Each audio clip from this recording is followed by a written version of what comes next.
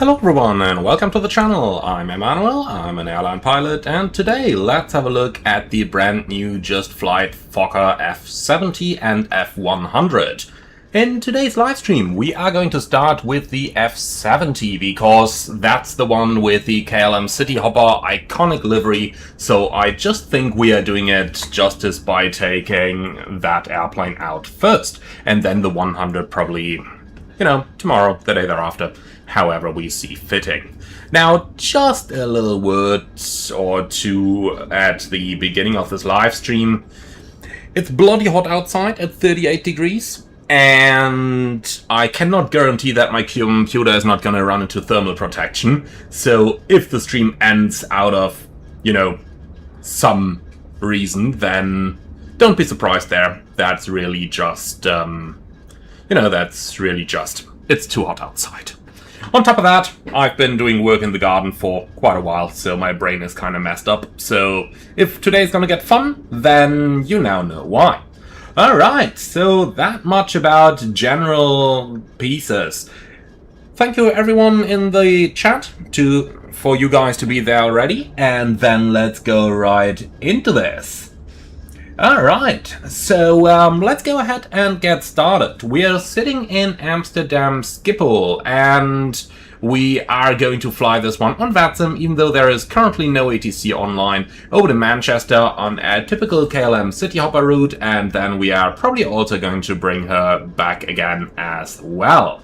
So let's go ahead and start this one with a little walk around our Fokker, and then we are going to take it from there. So starting the walk around then, let's go ahead and start right up here. The main thing I want you guys to see on the walk around here is twofold. So number one, just have a look at the fantastic level of detail you can find on the airplane itself. Now, second, next to the fantastic detailing on the fuselage is the fact that some parts of the aircraft are a little, let's say, polygon safely. Like, you can kind of count the polygons over here, and that is a good and a bad thing. It's a bad thing if you do a walk around and you go that close. It's a very good thing the moment you move a little further away, like to where you would normally see the aircraft, and when you do that, the slightly reduced amount of polys you find on the airplane, the same also applies to the lights by the way, results in an excellent performance. So the plane performs really, really well on my system, and that of course comes at a little price. Overall, I think the quality is really a nice mix between high detail and high performance, and if you view the airplane from anywhere at like a normal angle, it's looking really, really good. Now let's go ahead and have a small look into a couple detail here. Starting with the landing gear, you can see how you've got very nice tires with 3D animations and stuff. Then again, when you are getting a little closer up here, then you can see that there could be a little more detail, and that's kind of what we're expecting from this airplane over here. So overall, a very good mix between detail and performance. Now, I do hope that you guys are able to see this nicely on the live stream here. Do let me know in the chat below. Now, this is one I like as well. You can count the flap settings by the drawing over here. Really neat. Okay, so Line Channel has asked, what kind of click sound is that? That's the engines that are windmilling. So if we go a little bit to the front, then you can see it nicely. The engines are windmilling over here, and the fan blades aren't 100% rigid, but they are moving a little bit, and therefore you can hear them kind of falling into the places. Okay, so we've got that over here. Now, before I go into answering all the comments in the chat, I do have one little problem here, and that's that YouTube, for some reason, is translating all the chat into German. So I'm trying to, read the chat. It's just, and it's all German. I mean, I speak German, but I do want to read the questions that I'm answering. Alright, so that much about the level of detail. As mentioned, when you're sitting at a normal distance from the airplane, then it's actually looking pretty good. But if you're going too close, then that is getting a little problematic. Alright, so since the question did already come up, is there a release date? Just Flight did tell me one, but I'm a little reluctant to share it because delays in flight simulation, but the target is the 24th, so in 4 days. But we'll see about that. They didn't tell me any price yet, so I cannot comment on that. Now let's go ahead and get inside. So there's two different types of doors on the Fokkers. This one is the type of door that has an included air stair. To open that, you first gotta pull that lever down, and now you can open this door. There is a second type of door available on the Fokkers, which opens kinda like a normal airliner door, so without an integrated air stair. Talking about the air stair, you can still use this airplane at a jetway position, because you can simply fold the guardrails down, and here you go. Now you can dock the airplane to a jetway. So that's pretty nice. Alright, so that much for our outside model. So let's get that back out again, and then we are gonna find our way inside and have a look at the cabin before we go into the flight deck. And here we are. So, boarding our airplane through the one left door. Let's start with a little look around the galley. So, as expected from Just Flight, all those work lights, galley lights are all operative. The circuit breakers are not, but you can actually operate the water boilers. So, there's that for those of you who like it. You got a couple of buttons for the ovens over here, which you can also operate. So, if you're into flight simulation for flight attendants, this plane may very well be for you. Now, going on to the other side then, we've got the first jump seat, and that one includes functions like the pilot call button. You can also play some music over here, and last but not least, you also have the cabin light controls, which are all fully operative. Now, before we go into the cabin and take a look around there, let's go to the flight deck and let's power the airplane up with a couple of basics. This is what the Fokker flight deck looks like. It needs a little getting used to. On my very first time looking at it, it was kind of a strange thing to look at. However, once you find your way around the cockpit, it really starts making sense. Like, the overhead panel looks confusing at first, but it's not all that difficult. It kind of reminds me a little bit of the Airbus A300, to be honest, even though that's probably mostly because of the FMS, which is kind of the same. Alright, so we've got that. Let's go down into the electronic flight deck over here, into the aircraft screen, and just connect a ground power unit over here, so that we have something to power the airplane up. So starting with a couple of basic safety checks, the circuit breakers are all in, the fuel levers down here are off, and the landing gear selector is down.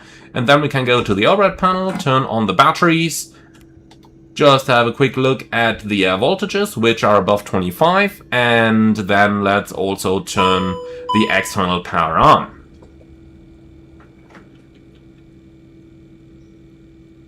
Okay, so the power is coming on. Now, someone's been asking about GSX compatibility, and yeah, it works out of the box. Okay, so the external power is on. You'll notice the screens are staying off. That's because you gotta turn the screens on separately. Remember, those are CRT screens, so they are rather susceptible to a fade out if you are operating them for too long, so that's the reason why they're dimming them when they park the aircraft or when they're in a turnaround. Alright, here we go. So with all of that on, let's do the APU fire test, and then we are going to start the APU directly. Alright, here's the firelight, that's looking good. And then let's go ahead and turn that APU on. It's kind of funny to have the controls on the side over here, but that's how you do it. Okay, so the APU will need a little while. Once it comes online, it will automatically pressurize, well, not pressurize, but climatize the aircraft. I told you I've been in the sunlight for too long today. Okay, our aircraft, let's go right to the back and just have a little look through the cabin with all those different light controls you've got over here. So we've got basic stuff like the entrance lights. I mean, self-explanatory. Then we got the side panels, which we can turn on, and which are basically down here. You kind of see that a little bit nicer during the night. However, the ceiling lights are pretty obvious. So you got those. You can turn them all on bright and dim. Same goes for the toilet area and the entrance. So let's just put all of that on. And then let's just go back into the cabin for a little bit and have a little look over here. So let's take a seat here and just have a look. So this is what it looks like. Now, you cannot operate the seats. As mentioned, they did save quite a couple of frames, and the plane performs really nicely here. This is what our standard seat looks like, and then our PSU up here. And finally the view out of the window. Here it is. Now, the sunshades are not operative, unfortunately. That is something that we have kind of seen from... that is something that we have seen already in some other add-ons, so it would have been nice. On the other hand side, I gotta say, the performance is great and the airplane looks good, and that's kinda a good compromise for me. So, 2 seats on the right, 3 on the left.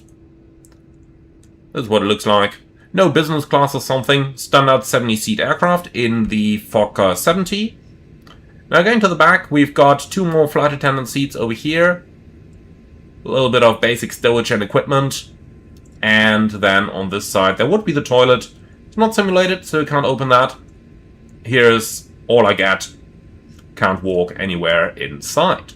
Alright, so 1 toilet at the back, 1 toilet at the front, directly next to the flight deck door. So let's get right up to the front and then we can get going. Now, I do like the Airline logo on the right there. That's a nice little effect. Okay, here we are. So when you do close that flight deck door, that's where you got the second lavatory door right behind it. Like this. Alright. So then let's get inside and take a seat on the captain's seat over here and start with a little more work on the airplane. Now, Lucas has asked how big is the range of the aircraft. It's standard, really. Standard short-haul aircraft. You can do like 1,000 miles or so, correct me if I'm wrong on that, but overall it's quite okay. Alright. So, TJ Turner, no function toilet, that's not study level. Well, I'm afraid so. Okay, so, that much about the cabin. The flight deck is modeled to quite a higher level of detail. I know that I'm just streaming in 1440p, not 4K, just because I don't trust my ISP, but let me just zoom in a little bit and have a look at the panels over here, because Just Flight have really done a great job modeling on all of that. The same if you go down here, high level of detail, a little bit of grain around the aircraft, but it is still rather tidy, with certain pieces of strain visible in areas where you would expect them, like fuel switch over here, or the trim switch and the parking brake switch. Like, imagine how often when that seat is in the front, how often the seatbelt would strike the parking brake lever, and you can clearly see the remains of that on the aircraft over here. So that's pretty cool. So, that's that. Let's go ahead and have a look into the electronic flight bag. So the EFB is a preview version here, as you can see, as the entire airplane is currently a preview version. But let's go ahead and start with a look over what we got. So we got the standard OFP, where we sign into our SimBrief account, and then it downloads data on a general overview. We got a META page down here, where you get the weather that you've got for your departure and arrival airports, as well as the alternate. For some reason, the alternate isn't working down here, which seems to be a problem with many add-on aircraft for me.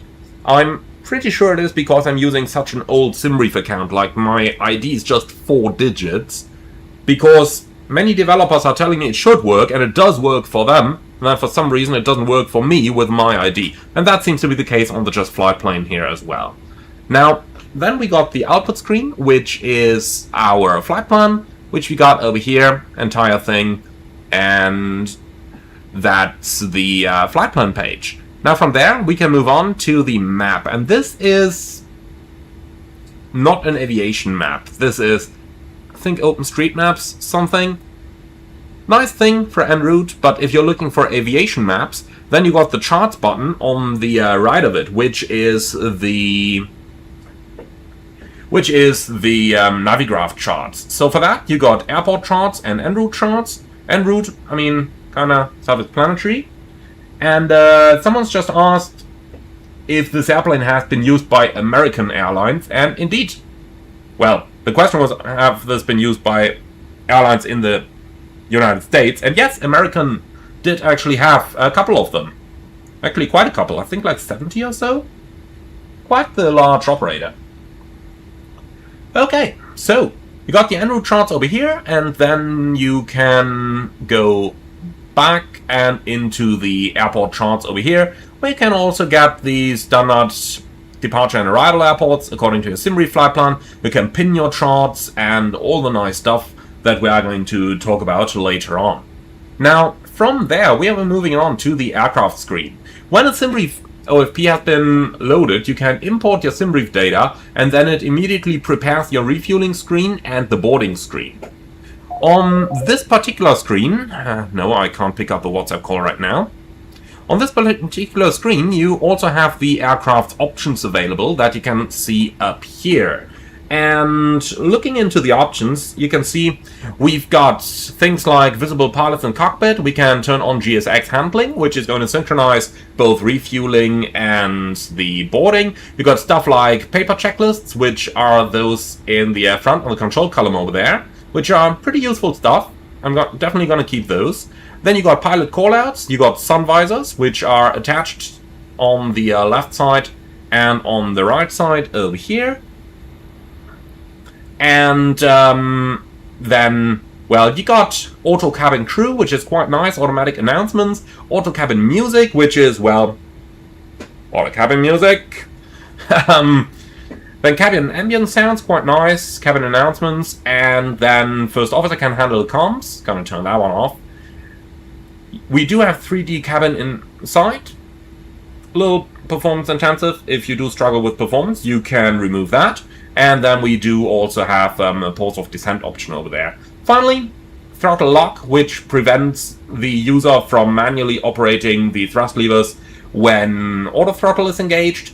You can automatically control the brightness on the EFB, have flip chart options, and so on. Now, the knob acceleration is quite nice, the rudder axis steering is quite nice, basically meaning that the rudder controls the nose wheel. And then we got synchronized altimeters, which I'm gonna turn off over here. Finally, barrier units, they do default to the region, so if you do load a flight in the USA, it will automatically load on inches. If you load a flight, you know, outside the USA, it will load in hectopascals.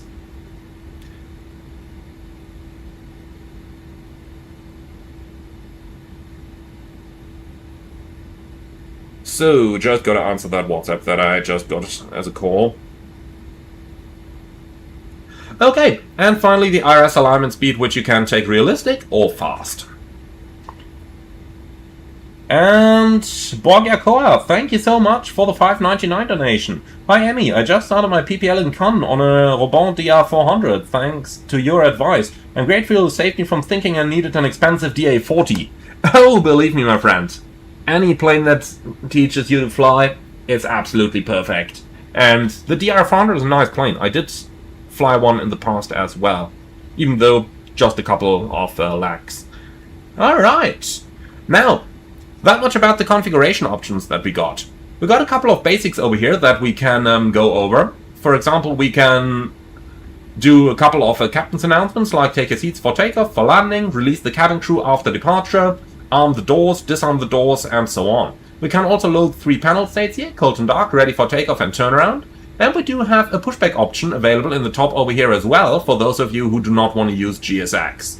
Finally, you can operate all the airplane doors, you can connect the ground power unit over here, and looking at our options down here, you can either randomize your payload, and then you have a refueling option, and finally you've got a boarding option, which we are going to do through GSX down there.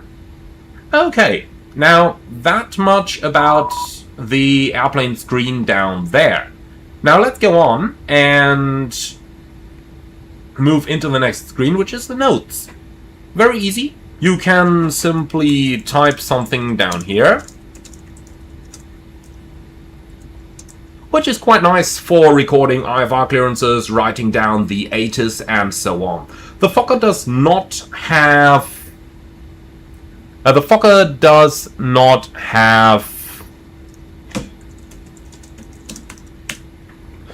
data link, so we'll have to do manual radios. Oh, and the ground just came online. Hello, ground online at your service. Lovely, thank you. Looking forward to your ATC. Alright, now we got that. Next up is the checklists, where you got all your standard airplane checklists. Then we got a top of descent calculator, which is probably a remnant from the Fokker 28. So I guess that's where it's left over from, because the airplane obviously has full VNAV, but it's nice to see. Now, next up, something new, and something that I really like. That's the performance calculator. And this thing has pretty much everything that we'd need in the real world as well. So I'm going to show you this in detail later on, but it's got the MEDA down there, it's got your SimRev weights, it's really, really neat. You can even reduce your takeoff distance so that you can calculate intersection takeoff, so that's really nice. Now, as Fly Noodles just said in the comments, this is one of the last highly automated aircraft that was produced prior to GPS. So, you'll notice we will be operating mostly without GPS today. But you will likewise notice, as long as there are all the nav aids available, the plane will have just as good of a navigation performance as it would with GPS. So I'm gonna get you into that, don't worry. Alright, lastly we do have the settings where you can do a couple of basic things. You can change the theme, which is nice, between different colors. So if you want this thing in white, then hey, you can have it. So that's quite cool. Alright, so that is the electronic flight bag.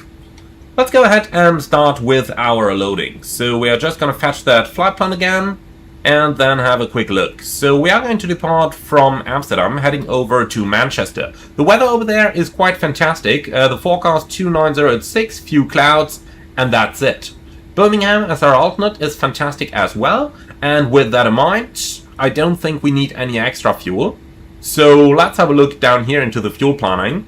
4.2 plus taxi, so basically 4.4 is our minimum fuel. I see no reason to take any more than that, so let's go right into the aircraft screen and down into the fuel. Now let's go ahead. We wanted let's make it 4.5, so 250 on this side, and then also 250 on that side. Alright, and that is looking good, and I do want a realistic refueling, please. So let's go ahead and hit start refueling, and you'll see fuel gauge is right down there, and that thing is starting to refuel right now. Let's just turn that backlighting on, just to make it a little bit easier to see. And with that, we're now refueling the airplane at a realistic rate. Alright, so, then, for the boarding, we want 70 passengers, which is basically the full load. And we can simply use GSX for that. The airplane is fully integrated. And if we request boarding up here, then standard GSX boarding is going to start. And, told you earlier, the cabin crew is going to play music. for the boarding. So if we just go back over here, here's where they control it. You can control that yourself. If you don't like the song, just go for a different one, or turn the volume down.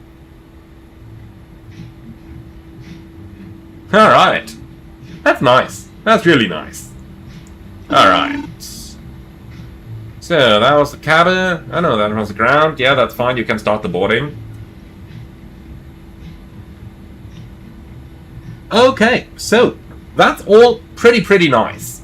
Now let's go ahead and actually get the airplane set up for the flight. We'll start with the standard setup over here. Now, I'm not going to turn this live stream into a tutorial over here, but I will definitely do a dedicated separate tutorial. Alright, so Annunciator light test is looking good like that. Then let's do the GPWS test. And guys, do not hold this button for too long. If you hold this button in, it's gonna do a complete cycle of 5 minutes of callouts. Alright, we'll start the warning system test, which tests all kinds of different systems. And you can also see that down here on the screen. Warning system in test. And this is going to go over many systems now, so I'm not going to comment on every single one of them. Then we can turn the ground control for the voice recorder on and do the voice recorder test.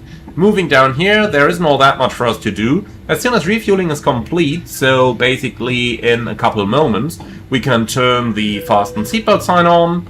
Then moving on to the middle part of the panel, let's move all the way down.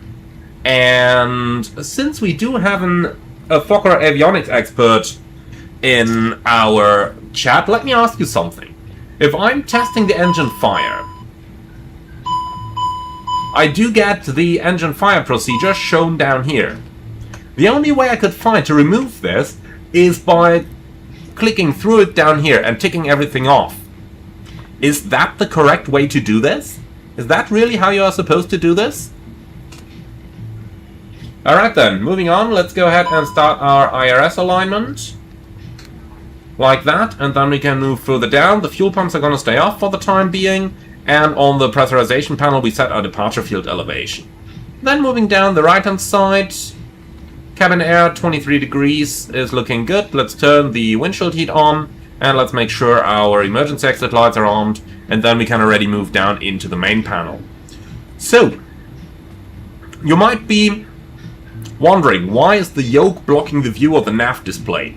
Don't worry, that's not going to happen in flight, but instead what is going to happen is we got a control lock down here in the Fokker. If we release that, you'll see the yoke returns into a neutral position, and now you can see you can actually view the displays nicely. So that is something that you should be aware of for that aircraft. Okay, so we've got that part. Let's move down to the side, do our oxygen test. Like that, and then we can move up to the main panel.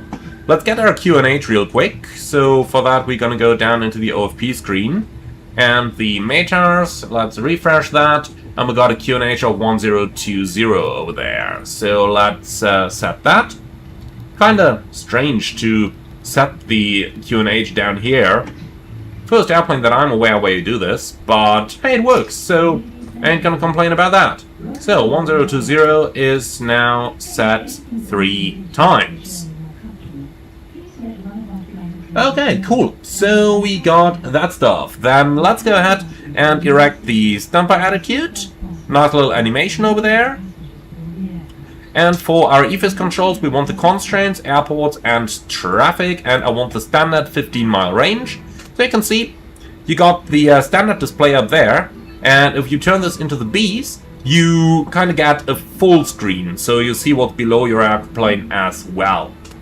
Pretty nice stuff. Over here you can trigger your altimeter between local and standard. And if you turn the brightness for the weather radar on, that also turns the weather radar on. So that's just something to be aware of. Auto brake remains off for the time being, and then on your side, let's go to QNH as well. And you can also have constraints, airports, and traffic. Now let's also turn the flight directors on. We'll set the initial climb later on when we set up our avionics. Then over here we got the IRS screen. Let's turn that into the status screen. And we can see it's gonna take 9 minutes until the IRS alignment is complete. Okay, so audio control panel, we want to monitor VHF1 and VHF2. With this you can also control the volume, by the way. And with the top you can control which one you are transmitting on. Then we're moving further down. You got the cockpit door lock down here, which is an interesting thing. And then we got our frequencies down here, which I'm going to ignore for the time being. ADF, don't really need that right now. Weather radar, let's switch to weather and turbulence, and the tilt is going to be 5 degrees up. And then in the middle, we are not going to set anything just yet. That's going to come later on. For our transponder, let's set Squawk 2000 and turn that thing in a standby and the TCAS onto above. And then let's turn to the flight ID, click and hold clear in order to be able to enter it. And then we can enter our call sign, which is going to be KLM89. Now I gotta look it up myself. I think it's Alpha, but better safe than sorry. Alpha, yes. So KLM89 Alpha. Enter. And then we can return to the actual squawk. Now, the flight ID that you enter down here is what your transponder is sending to air traffic control. So that's kind of like the call sign that you would use to log onto that sim, equivalent in the real world. Alright, so ILS is going to stay where it is right now, and on the right hand side we can already tune the emergency frequency of 1 to 1.5 down there. We don't need anything in the ADFs, we don't need the HF radios, and the VOR DME is set to automatic. And JR Side Project, thank you so much for the $5 donation. Thanks for the live in-flight entertainment while I putter along at Mach 0.52 in flight sim in the SR50 on a rare day off. Yeah, believe me, we're not going to be that much faster. 0.69 is what the Fokker flies in cruise flight. Alright, and now let's go down into the FMC. Unfortunately, I couldn't find a way to get the electronic flight bag down here, so we have to use the 2D overlay from our flight plan. Okay, cool. So we got this. So let's go ahead and... Oh, lovely. Boarding's complete already. So let's get started down here. It's a Fokker 28 Mark 70. Yeah, that's the official designator. Now, Alex Aviation asked in the comments which airline I fly for. I'm sorry, I could either say Air Koryo or I'm not gonna share it. You guys decide which of the two to take. Alright, so you might notice that the nav database is currently out of date. That's because this is a preview version of the airplane, and as far as I could see, the Navigraph Hub hasn't released the data for the preview. Once the airplane releases to the public, you will obviously be able to update your nav data. Okay, so let's go ahead and start with our initialization. We start on the init page down here, and we're going from Amsterdam, Echo Hotel Alpha Mike, to Manchester, Echo Golf Charlie Charlie. There is no company route saved here, so we can simply return. The alternate is going to be Echo Golf Bravo Bravo, Birmingham.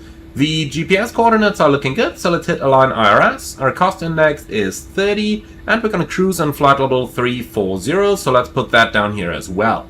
And if you say all of that looks similar to the A300 or to Airbus's overall, then yep, it most definitely does.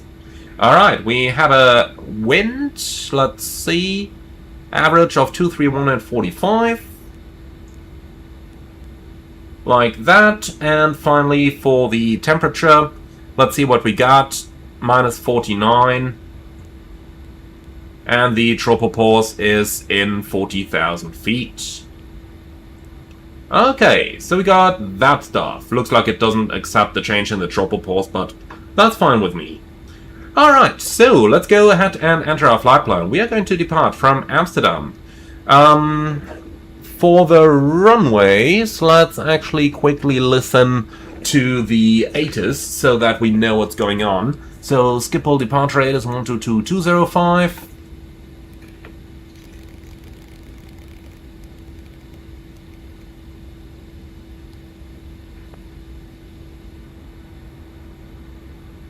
This is Schiphol departure information Alpha. main departure runway 18 left, main landing runway 18 right, wind 280 degrees, 9 knots, wind variable between 250 and 320 degrees, CAV OK, temperature 25, 2.18, QNH 1020 hectopascal, trend, temporary from 1545, visibility 5000 meters, showers of rain 7000 scattered cumulonimbus, operational report, inform Schiphol delivery by voice if unable to comply with noise abatement departure procedures 2, acknowledge information, Alpha.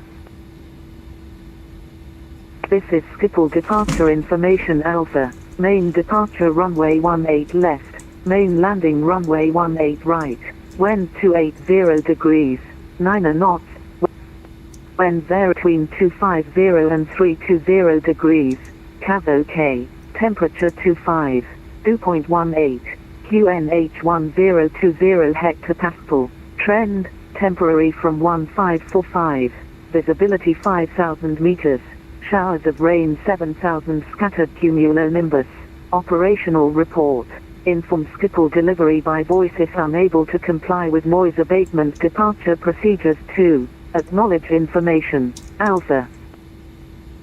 Okay, so here's our Asus. I do really like the fact that you can simply write this one down. Main departure runway. And McQuincy, how am I doing in this weather? I tell you, it's much too warm. I'm sitting here with all fans that I have directed directly at me. And I'm pretty happy that that is not getting into the microphone. Alright, so here's our Asus. Runway 18 left is our departure runway. Let's go ahead and select that one.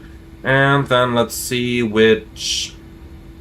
A little annoying that we always have to enter that. Okay, they planned us on runway 24, so hey, why don't we simply get the IFR clearance already, and then we can decide, then we know for sure which SID we're gonna get. So that's gonna be 121.805. Here it is.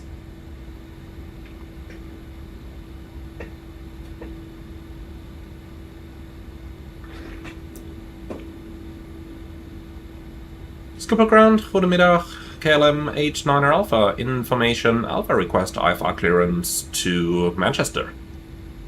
KLM H9er Alpha, goedemiddag, Alpha correct, cleared Manchester, Bergie 4 echo departure, runway 18 left, initial climb flight level 60, squawk 7346.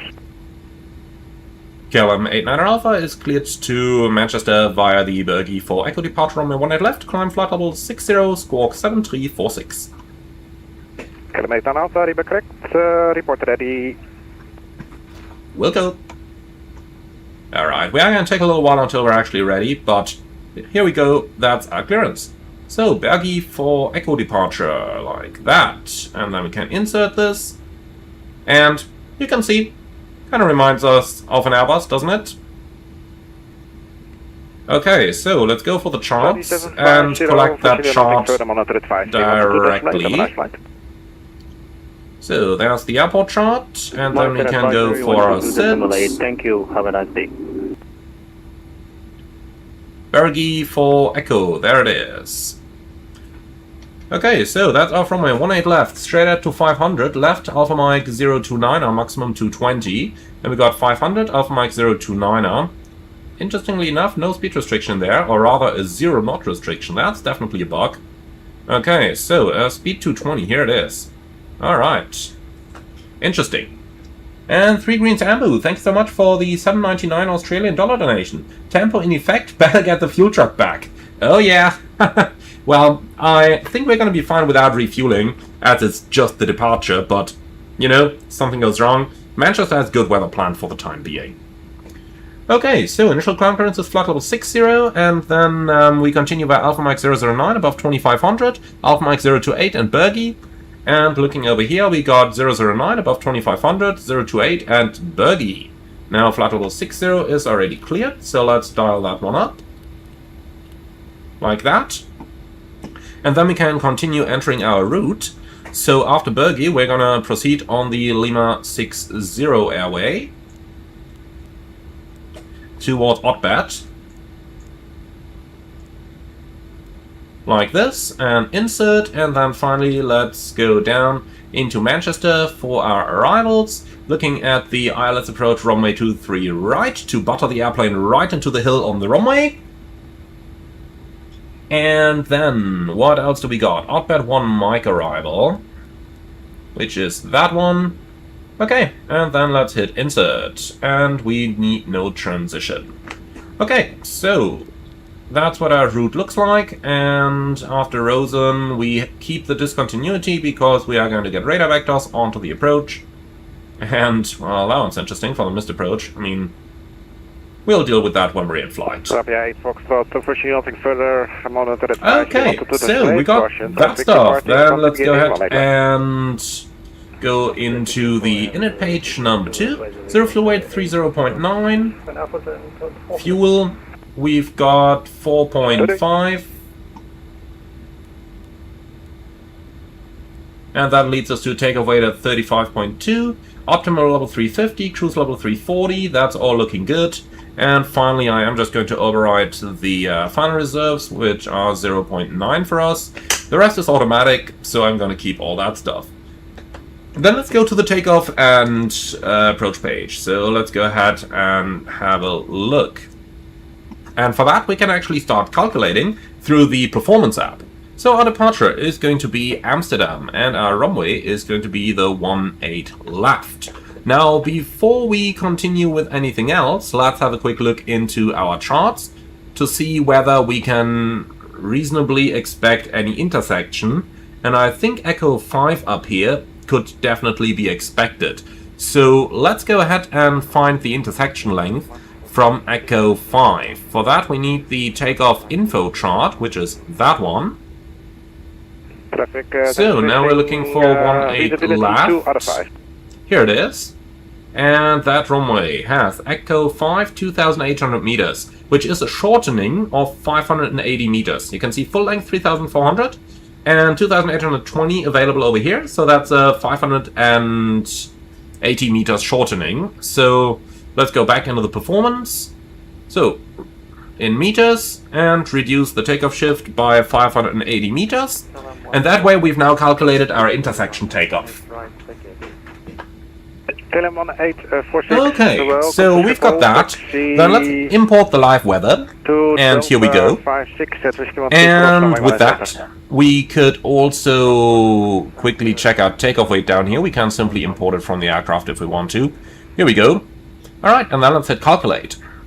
So, here's something for you guys. How many of you have taken off in an airliner with flaps 0? And I'm not talking about inadvertent takeoffs.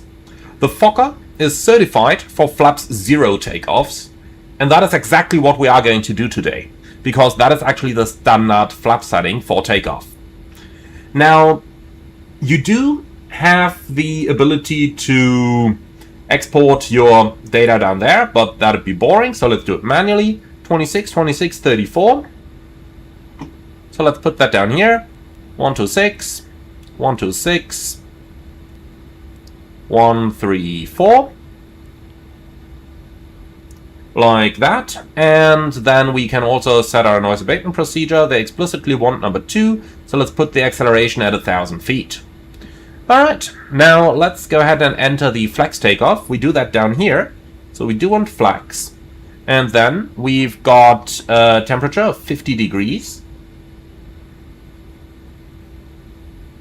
Okay, and for that, let's go ahead and enter 50 degrees using that knob down there, and you can see the flex setting up here on the top of the engine display.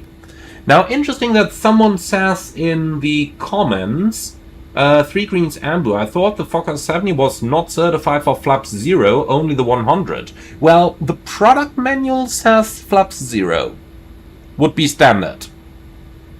There is nothing in the manual that would say no, that is not allowed. So that's the reason why I'm using... That's where I got that from. So it's in the manual. If that is wrong, then I would love for someone to find some official source so that we could submit a report to Just Flight to have them correct the manual. Alright, in any case, that's what we got down here. Now, for those of you who like to cheat, you can have a look up there where you got the takeoff data card. You can simply set everything automatically by simply clicking on the numbers over here, and then that is going to set those things automatically. Now I'm going to set a speed box manually here, so we're going to go with one at Ground, hello again. 250, and then we have calculated 26 and 34. So let's go ahead and set those as well. So there's 134, and here comes the last one for 126. And looking down into the comments, you guys seem to be pretty convinced that KLM did use flap 0 regularly on the Fokker 70, so then we are going to do that. Alright, so that much for our setting. I'd say we're pretty much done with our setup. So you can have the full screen view, and then we are done setting everything up. Speed restrictions, 220 is our first one, so let's set that one up here. And because it is 220, let's also set that down here, like that, and here we go. Okay, cool. So with that, we are done with our airplane setup. We can quickly set our squawk. Roger. So we got 7346. Like that, and that's it. Alright, cool. So, let's do a quick departure briefing before we read all our checklists. So, I'm gonna do this the standard Airbus style because the avionics are so Airbus-like. So, let's go over here. This is going to be left seat takeoff on Romeo 18 left, Bergy for Echo departure. Initial climb 60, MSA 2300 for the highest, and the extra fuel and time is pretty much 0. Alright, so for our departure, we've got no threats on the taxi out. If we get the intersection, if we get the full length, then we have to cross runway 27, which would be one threat for the departure. Now, our SID is going to lead us straight out with a left-hand turn followed by a right-hand turn, 220 knots. The engine out sits straight out 25 miles to pick up the holding in 3,000 feet, and then we can come back from runway 18 right for our landing. Well below the maximum landing weight, so an immediate re-landing is absolutely possible. Now looking into our departure, we've got nothing special, we've got nothing non-standard, and again, I don't see any threats for today's departure. Well, miscellaneous is the flaps. You guys have checked it now, so we all agree that the Fokker 70 is certified for a flap 0 takeoff, and that is kind of a threat as well, because it means that out of thousands of takeoffs that we've done, we've never done takeoff with flap 0, so it's gonna feel strange. It may be something that's going to confuse us a little bit during our departure.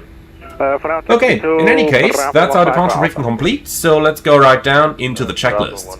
So power up, pre-flight and preparation checklist. Circuit breakers checked, fuel levers shut, landing gear selected down, batteries on, APU on, IRS nav, emergency lights are armed, exterior lights set, emergency equipment checked, oxygen checked, MFDs on, fuel test panel checked, flight recorder on, aircraft documents on board, circuit breakers checked, pins and covers on board, oxygen on, overhead panels checked, main instrument panels checked, altimeters, QNH 1020 reading 0, and then we got the pedestal checked, park and brake is set, fuel quantity 4,460 kilograms on board, serviceability is checked, crew briefing completed, and that's the preparation checklist complete. With that, we are pretty much ready to go. Okay, so let's go ahead and order a pushback down here. There's only one available, so we can select that already. Park and brake remains set for the time being. APU is available, so let's disconnect the ground power unit, then we can deselect that down here in the EFB as well. So GPU go, And then we can remove the chocks as well as soon as the GPU is completely removed. You see the first click only shuts it down. And a second later, might have been bad timing here, it will disappear from the airplane. And once it's disappeared, we can remove our chocks, and with that we're basically ready to go. So for our performance, 30.9 is correct, 20.5 is our trim, so let's go ahead and set that. You can see the indicator has both the units as well as the CG, so we're simply going to set the correct units, and that's it. Here we go, lock the cockpit door, and then we can remove the chocks, and with that we are ready to go.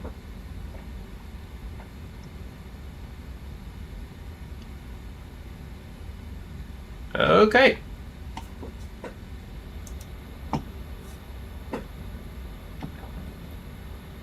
Scuba ground, KLM 89 Alpha, request pushback and startup. KLM 89 Alpha, information Bravo, the QNH 1021, pushback and startup approved. We'll check information Bravo, QNH 1021, pushback and startup approved, KLM 89 Alpha. Alright, 1021 is set and checked, then let's go. So, beacon is coming on, fuel pumps are coming on, and the pedostatics are coming on. Alright. Before start checklist, seatbelts on, fuel panel on, window and probe heat on, takeoff data checked and set, transponder on, windows and doors closed. Then we can announce arm slides. Cabin crew, arm doors and cross check. Okay, and the beacon is on, and that's the before start checklist complete. So, ground from cockpit, pushback and startup approved, and the parking brake is now released. Roger that, start on the pushback, and we'll commence engine start momentarily.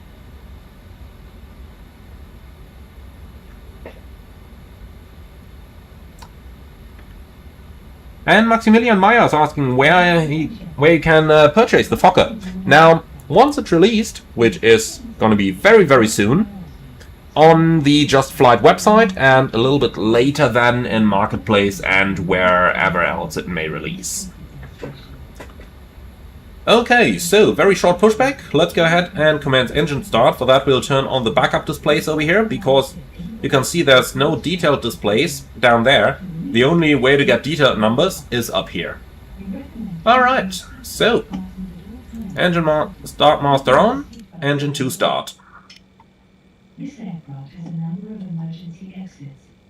The cabin crew is pointing those out to you now. So, N2, N1, oil pressure is 15%. Life vests are located under your seat. To use, pull the vest over. Right, and the pushback is completed, so set brakes. And pull the tighten. Inflate the vest by pulling the red tabs, or for additional. And McQuency, you're absolutely right. The Fokker is not fly-by-wire. Inflate your vest until you are outside the aircraft. In the event of low cabin pressure, oxygen masks will drop from the panel above your seat. And at this moment there has not been any pricing made public, so we don't know what it's going to cost yet. But, I mean, look at the other Just Flight aircraft and I think you're going to get a good idea. Alright, there's a good start on engine number 2. Let's start engine number 1. And here's N2. In the unlikely event of an emergency landing, you may be instructed to adopt the And Tritic Varma.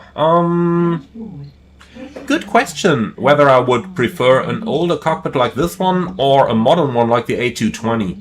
Honestly, what I can tell you is Just Flight is producing phenomenal aircraft, so I'm sure you're gonna like it. And Fargile, no, this is not X-Plane. This is Microsoft Flight Simulator 2024.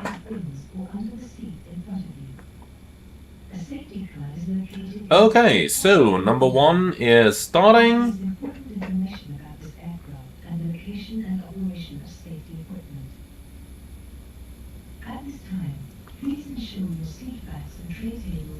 Okay, and here we go. 2 good starts. Now, Pate 01. I don't quite want to switch to the outside view too often here because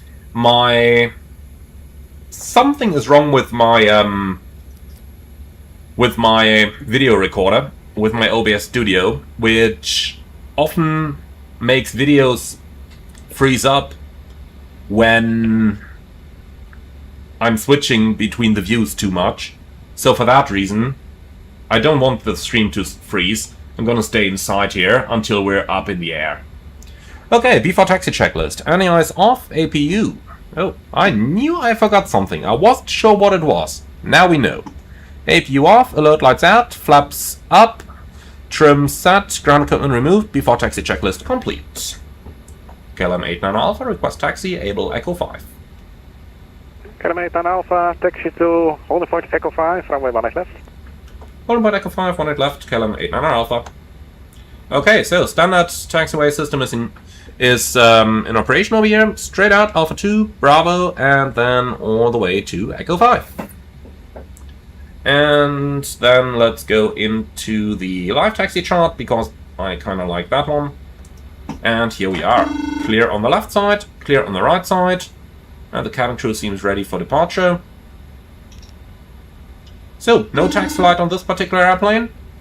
What do they want? They're complaining about something? Let's see. Cabin. It's that one, is it?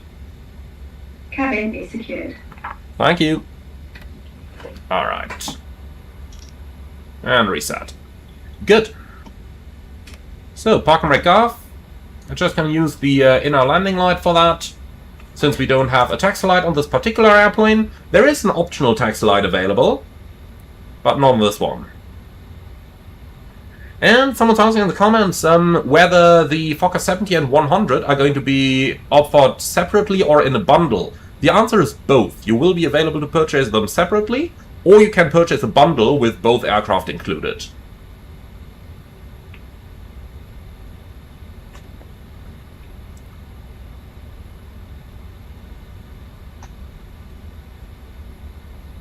And McQuincy, am I going to watch the Germany match? Oh, you bet I will.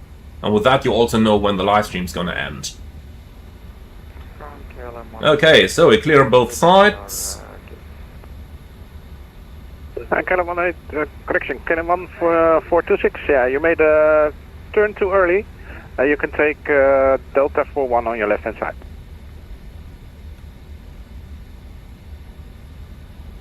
Delta 41. Okay, so let's talk about the taxi behavior. I do pretty much like it.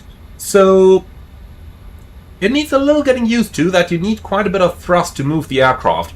Can see it over here, we need an EPR of about 1.1. Actually, we're supposed to turn this back off again because we do have the indications down here now. And I don't know, you noticed that. You simply noticed that. Council bit of scalable 905, Charlie 8 information, Bravo, fully ready. Apart from that, turns are looking pretty neat, and overall the airplane behaves pretty much like I would expect an airplane of this size to behave. The engines do not have very much idle thrust though, so when we go to idle, like I'm doing just now, then you will notice that we're not going to accelerate or anything. Instead it will slowly start losing some speed, but overall, quite the nice taxi behavior. Pretty much what I would expect from an airplane of this size. And McQuincy, yes, a Fokker 28 has been released by Just Flight previously, but not a Fokker 70 or 100.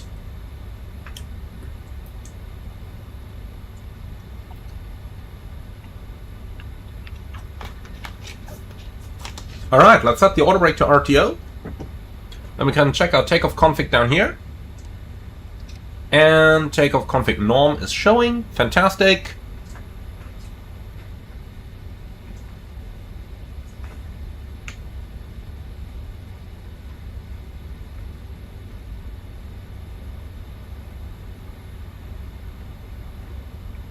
Okay, so to review the takeoff briefing, it's going to be a left seat takeoff, runway 18 left from Echo 5, no flaps, and the speed's 26.26.32.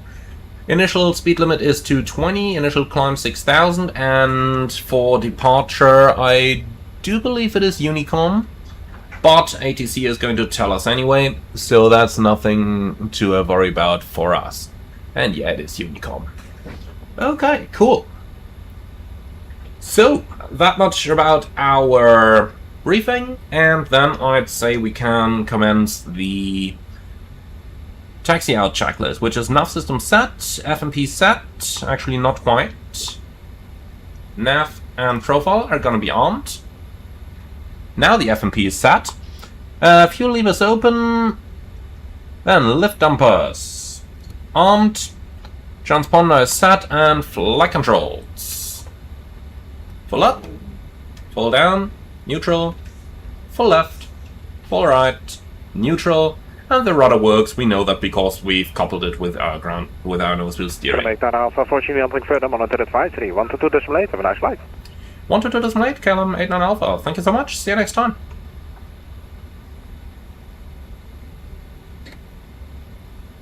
Okay, let's taxi to the holding point here, and while we're in the turn, 122.8. And here's Echo 5.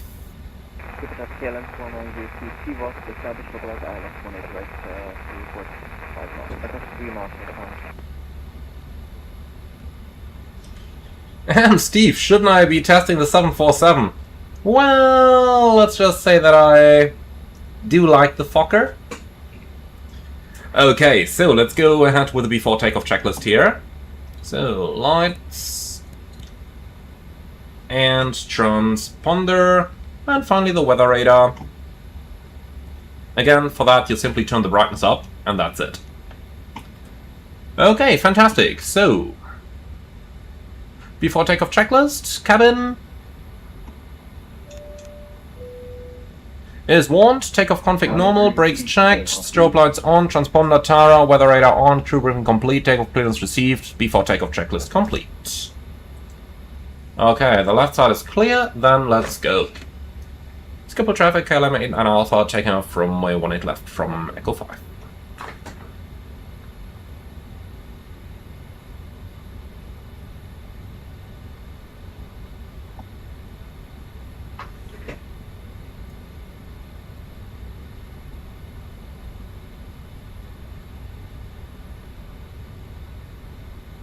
And full of can, yeah, how do I cool down my flight deck? Believe me, I got more than one fan running in the area here. Okay, so the approach area is definitely clear. KLM 49002, 3 miles, landing 18 right. Okay, that's not a problem for us. And we are ready to go. Timing. And takeoff.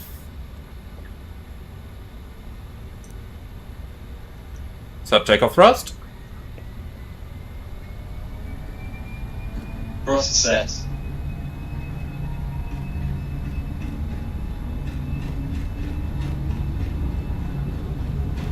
$80 knots. Checked.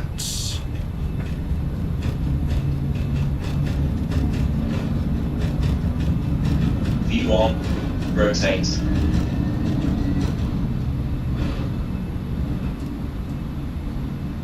Positive flying. Gear up. So, 18 degrees pitch.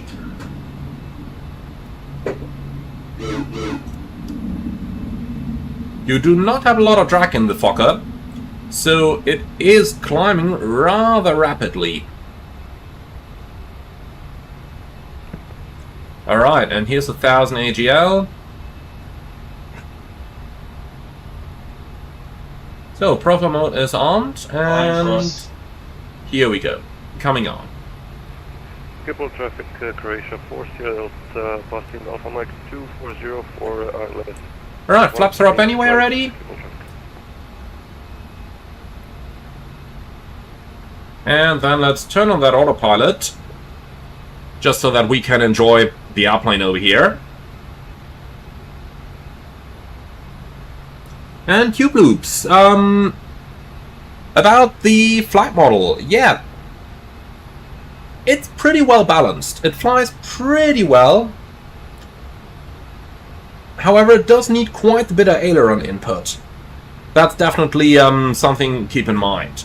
Now, rate of climb, yeah, 4,000 feet a minute. It can definitely do that. Alright, and then we can continue our climb all the way to cruise level of 340.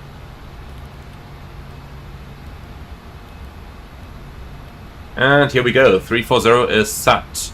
Right, set standard.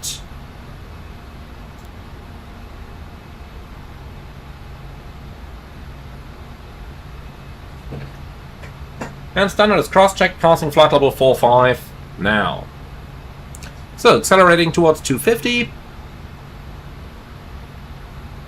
Now it seems to be deviating a little bit off track.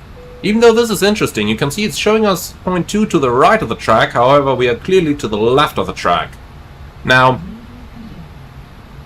if I need to guess, the Fokker probably has the same problem as the 737 has in real life. If you accelerate in a turn, it's not going to be able to follow the line properly.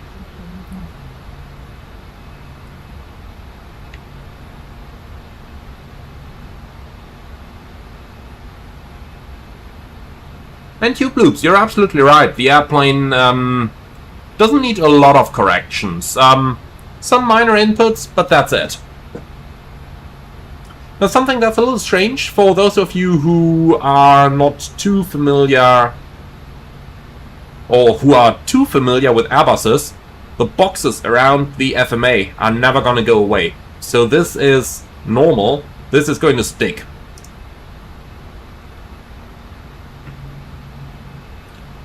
Okay, so let's have a look from the outside, huh?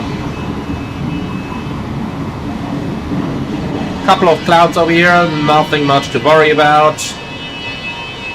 Have a look at that. Beautiful looking airplane, isn't it? I really like the Fokker. Now the 100 looks a little better than 70 if you ask me. It's just a little more proportionate, but either way, I'm rather happy with it. Okay, so let's just go right back inside here and have a very quick look.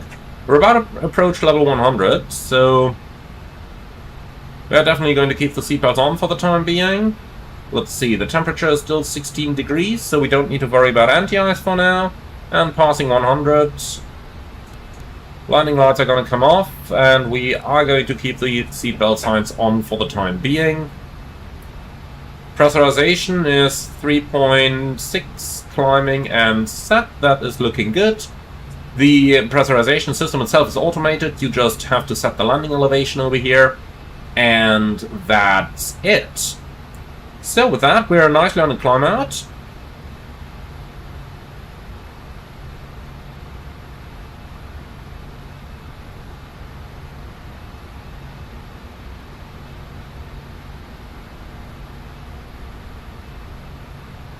And Daniel Deutsch, yes, the Fokker has auto thrust. You can see that on the left-hand side over here. We're in climb thrust right now, with speed hold as vertical FMA.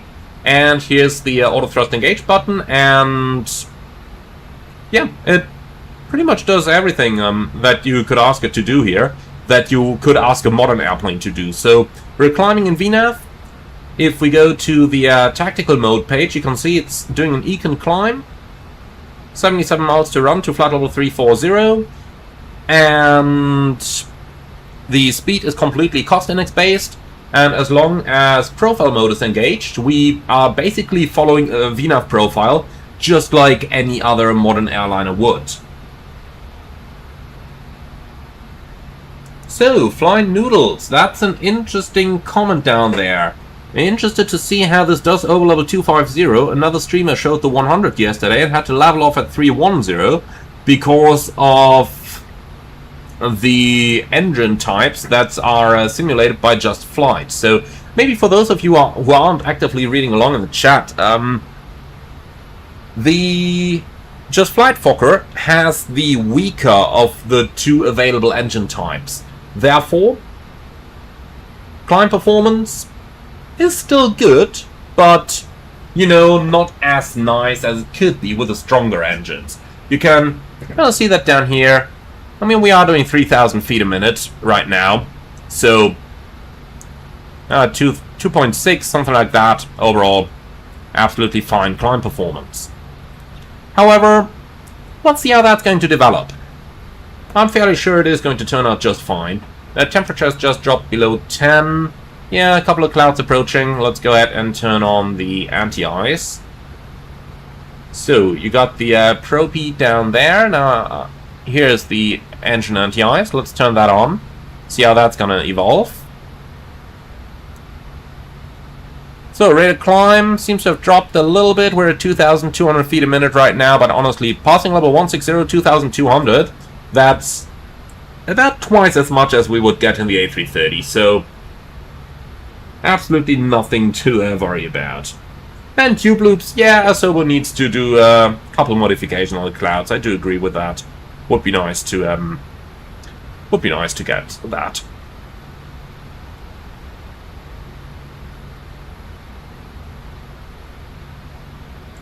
And Fly Noodles. The Fokker 70 did only have the 620-15 engine, so I would expect that it would climb just fine. Yeah, I mean, it does right now. We're at 2,000 feet a minute, passing flight level 180, so I would call that absolutely fine performance. Now, the weather seems to be quite good here now. Also doesn't seem to be too turbulent, so let's go ahead and release the seatbelts. Like this. Okay. So, you can hear the cabin announcement?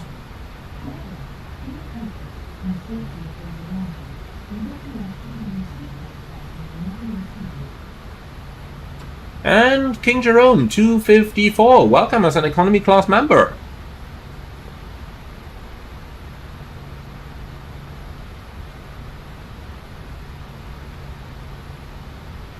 And Sikik the First, horizontal panels. That seems to be the first time I see them, and that seems more comfortable than vertical ones, such as the 737 or 320.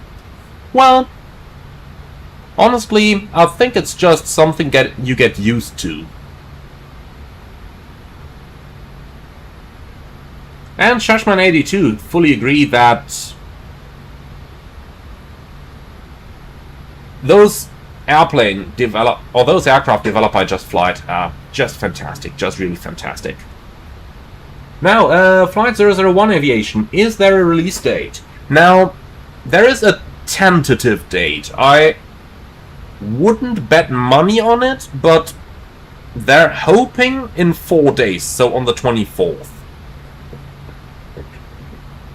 There are still a couple more fixes that they're doing to the airplane at this moment, but nothing major, so we'll see about the release date. We'll see about it. I don't want to promise something that's not going to be held at the end, because that would just disappoint people, so take it with a grain of salt.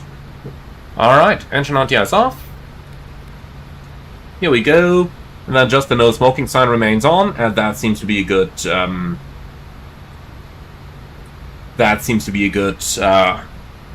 setup for the time being. So while we keep climbing, let's go to the back and just have a look at the passenger view. Now we've got to unlock that door first. And here we go. So let's just take a seat somewhere in front of the wing. I think this one's nice over here. And look at that. It's too bad I never got to fly on a Fokker in the real world.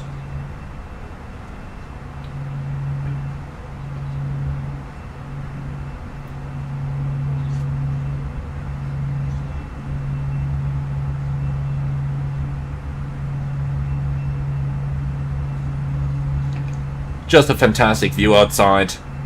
And a very interesting looking wing, isn't it? Like, it's not your standard wing. The wingtip fence over here indicates that they do have some problems with the airflow across the wing that they fixed by installing the wingtip fan.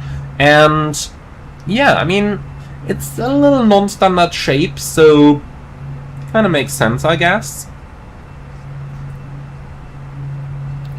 And the Barney looks like an interesting airplane. Unfortunately, I do not remember the free Fokker for Flight Sim 2004. I do remember the pairware one from Hans Hartmann. And believe me, I know Hans, and I did tell Hans 100 times that he should buy the virtual cockpit from Just Flight for that virtual cockpit he promised for his Fokker.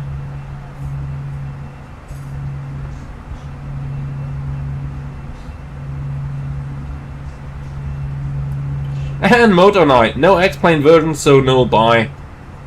Yeah, I guess that's fine. I'm happy that it's for MSFS. Not gonna open up an MSFS versus X-Plane debate over here. But there's a reason why I'm using MSFS.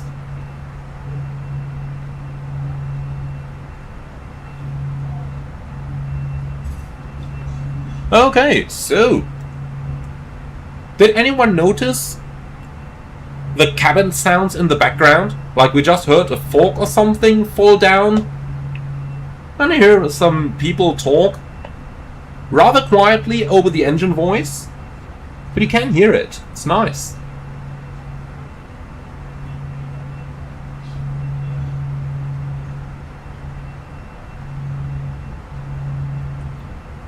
Okay, so... let's get right back up front. Again, I do just like that Callum City Hopper logo over there. I mean, that's just neat, isn't it? Now, something that I wanted to show you on the ground, but that I kind of missed. You can actually make the pilot calls from the attendant panel, so try this. And now you can see that up here in the front, we actually do have the call light illuminated. Can reset that over here. I like that feature. I really like that feature. Now let's close this back up again. Here we go. And the flight deck door is locked again. Now, why don't we get ourselves some sunshades over here? Like that. And like that. It's a neat looking airplane, isn't it? I really do like the way that the Fokker looks. It's completely different from all the other aircraft we've flown, with the avionics kind of reminding us of the A300. And Res Goodman says the engine sound is fantastic, just like in the real world. I love to hear that. And Charlie, no sounds from anyone. I'm alone at home. Otherwise I would not be streaming on a Saturday afternoon.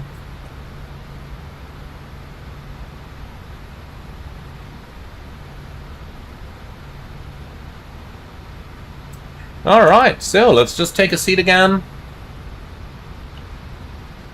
And honestly, now the sky is looking quite good, isn't it? When you are too close to large clouds, MSFS needs some improvement, but this is quite nice, isn't it?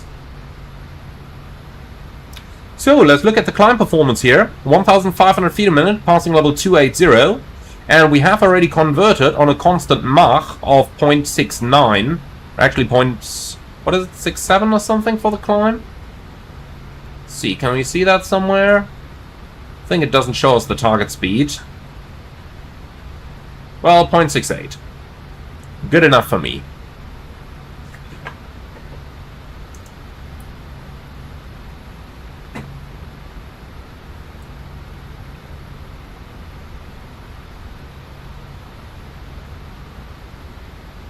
And Aaron Farvater. The cockpit reminds me a little of the Q400. Yeah. I mean, the arrangement of the windows is a little bit like the Q400, is it? And someone asked earlier if the cockpit window can be opened. I don't think so at the moment. No, I don't see any click spots here. I don't think you can open it.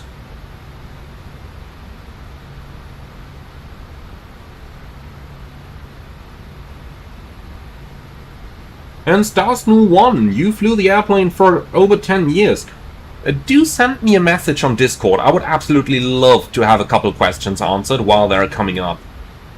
Like, mostly right now, how accurate is the flight model? Like, Just Flight obviously says that they have followed all the performance manuals of the airplane. And while I'm sure that the numbers are matching, there's always a bit of a thing of how the airplane responds to get you to those numbers as well. So, any input you can provide on the realism of, you know, anything on the instruments. That's just stuff that, you know, it's very hard to tell for someone who hasn't flown the actual airplane. Like, it all looks sensible, but whether it is...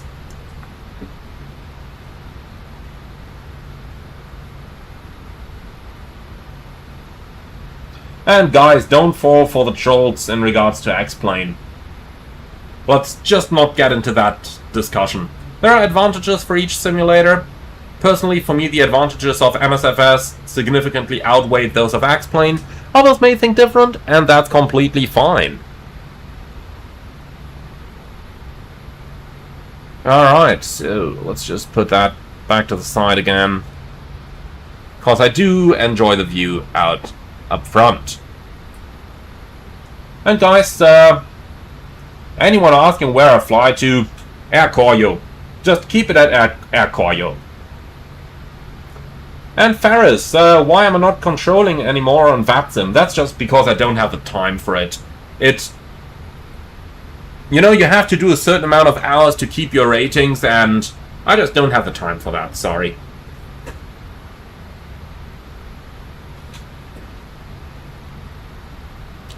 Okay, so let's just go ahead and do a couple adjustments here. First of all, let's tune the weather radar antenna down a bit. I do believe that that is modeled, so there's that. Let's also get a little bit of lights on the pedestal down here. That's looking nicer, isn't it? Alright, then... So, passing level 325, 900 feet a minute, looks quite good to me. Top of descent in 100 miles, so that's quite nice. Now, Jack Wilkinson, how often do I fly in the real world? Well, that depends a little bit, but usually it's 4, sometimes 5 rotations per month.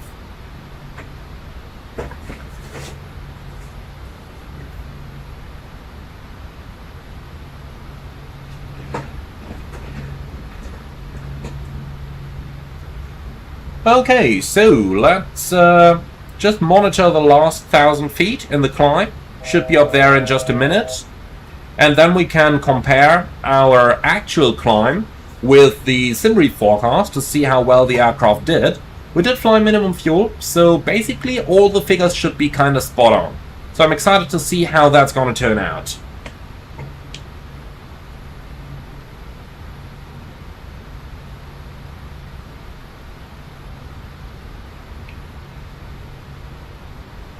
And tube loops. If the stream works out fine, I will definitely aim to do more in the future. The big problem why I didn't stream too often, is that my internet service provider just has an extremely inconsistent upload. My hope for today is that all the neighbors are out in the gardens partying, so I'm kind of hoping that no one's using up any bandwidth here. Alright, and here we are, level 340, 20 minutes and 3.3 tons of fuel.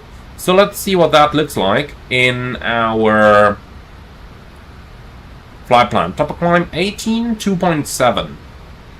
Okay, so we did take 2 minutes longer, but we have 500 kilos more. Interesting, quite the difference there. And Charlie, so am I actually flying as part of flying 5 times a month, or is that 5 times in general?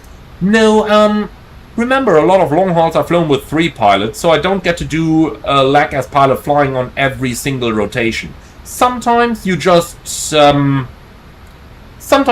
have to accept that you are not going to do a landing on every single trip that you do, but generally it's 4 to 5 trips.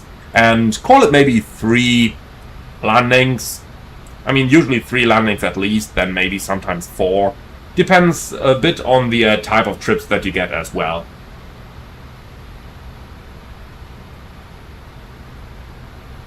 And Mackenzie, I had to become an FO on the A330 in order to get the change in the job, but by now I'm back to SFO.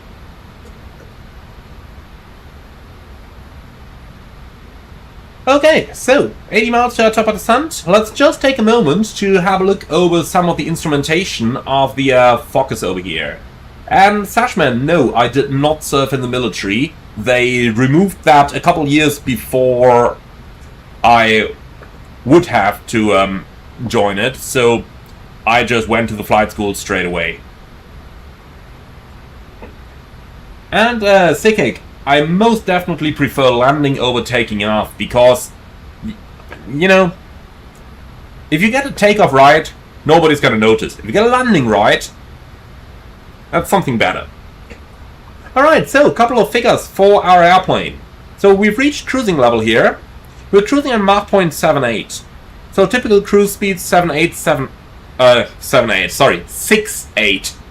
Not 7. 6.8. Can also do 6.9. Something around that area. Now, that equals around about 395 knots true airspeed. Depending on the altitude, roughly 400 knots true airspeed is going to be your average cruising speeds in the Fokker. And for the type of flights that the Fokker is doing, while you are flying a little bit slower than you would be flying in your 737 or A320, that's only gonna make up for a couple of minutes on the type of flights that the Fokker can actually do. So even for a flight of a length of about 2 hours, you know, flying that bit slower is maybe going to cost you 10 to 15 minutes. So really nothing major. It may look a little slow, but overall the plane really isn't that much slower. And especially for all the regional hops of an hour flight time, you know, the difference in speed between a Fokker and an Airbus or a Boeing gonna cost you maybe 5 minutes of trip time. But instead, you are saving quite a bit of fuel compared to those aircraft. At least if you compare it to the generation of aircraft that you had at the time that the Fokker went out. So if you compare the Fokker with an A320neo, yeah, the Neo may actually be saving some fuel over the Fokker. But if you compare it with a 737 Classic, for example, or with a DC-9, then you can really see how the Fokkers are saving fuel there. Overall, there is a reason why they aren't flying any longer, but you get the idea. Now, fly noodles. Let's have a look at how all the DME IOU navigation works. So, that's some simple stuff. So, let me see if we actually have the type of page that I'm looking for here. So, if we go down onto the progress page, you can see that it's auto-tuning certain nav aids that it's using to monitor the progress. Now, generally speaking, we do have two IRSs which are feeding navigation data to the FMC. Now, unfortunately, we can't really monitor that. I was kind of hoping that we'd be able to monitor it here, but okay, looks like we are not. So, what the airplane is doing is that the IRS position is supported by the DMEs that are automatically tuned. So you can see down here that is auto-tuned on both sides, and the data that you get from the stations on the ground, so the DME left and the DME right, the airplane knows where those stations are, and by overlaying the two DMEs it can very precisely determine its actual position. And that way, as long as you're in the range of ground-based navigation aids, you really don't need a GPS. And McQuenzie, what's the best way to spend time in cruise? Honestly, talk with your colleague. The good thing about flying long haul is that you don't get to see the same colleague very often. So you really have a lot of things to talk about. Then you also have your flight attendants whom we're talking with. Or, respectively, if we are live streaming, I got you guys. And I'm constantly talking with you guys. And that's really how we're spending our time in cruise. Now, we don't watch Netflix or something. I know that people always say that on the internet, but no, we don't.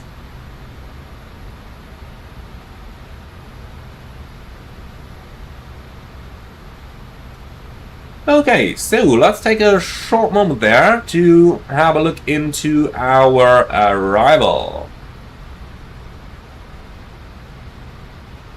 So, Manchester, 309, no clouds detected, 21 degrees, QNH 1021. QNH is pre-selected down here and down here. And then we are going to stick to runway 23. So let's find the airport charts. We don't need the Amsterdam charts any longer. Let's get the Manchester charts. So we got the Hotbed 1 mic arrival, and the approach is going to be an ILS approach runway 23 right. Hammering with the airplane right onto the hill, that's the target for today. And then let's have a look down here, airport chart and parking chart, and that should be it. So let's start with the Hotbed 1 mic arrival.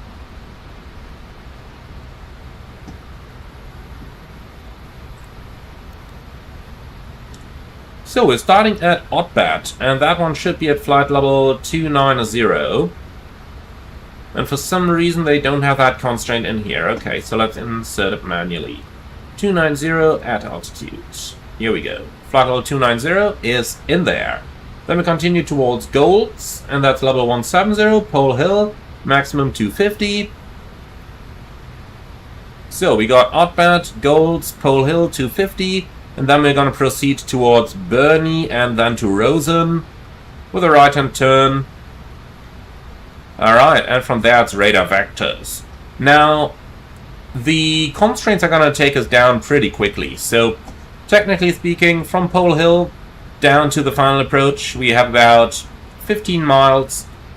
We're going to be in 3,500 at the center fix, so 15 miles, 5,000 more, so Pole Hill about 8,000 feet. And looking down here, we are going to be in level 170 by Golds, and then going on to the next page over here, got 37 miles to Pole Hill. So that puts us into a perfect spot to manage the descent on the inbound. Now, Aaron, I'm afraid I don't know what RNF capabilities the Fokker has out of my head, but I'm pretty sure it will be able for RMP1. I would have to look it up, but out of the blue, I'd say RMP1. And McQuincy, yeah, I used to work for a low-cost carrier before. Was very good to actually get, you know, into the loop of flying, so I can really recommend that. But if you have the chance to go to, you know, a decent carrier early, by all means do take it. Okay, so we've basically finished our setup down there in the FMC, except for the winds. Let's quickly add those as well. So, progress and... no, not the fuel prediction. Progress and descent forecast. That's what we're looking for. So, descent winds, starting in flight level 310. Winds are 243 at 45. Then we got flight level 200, 232 at 45. Like that, and flight level 100, 240 at 25.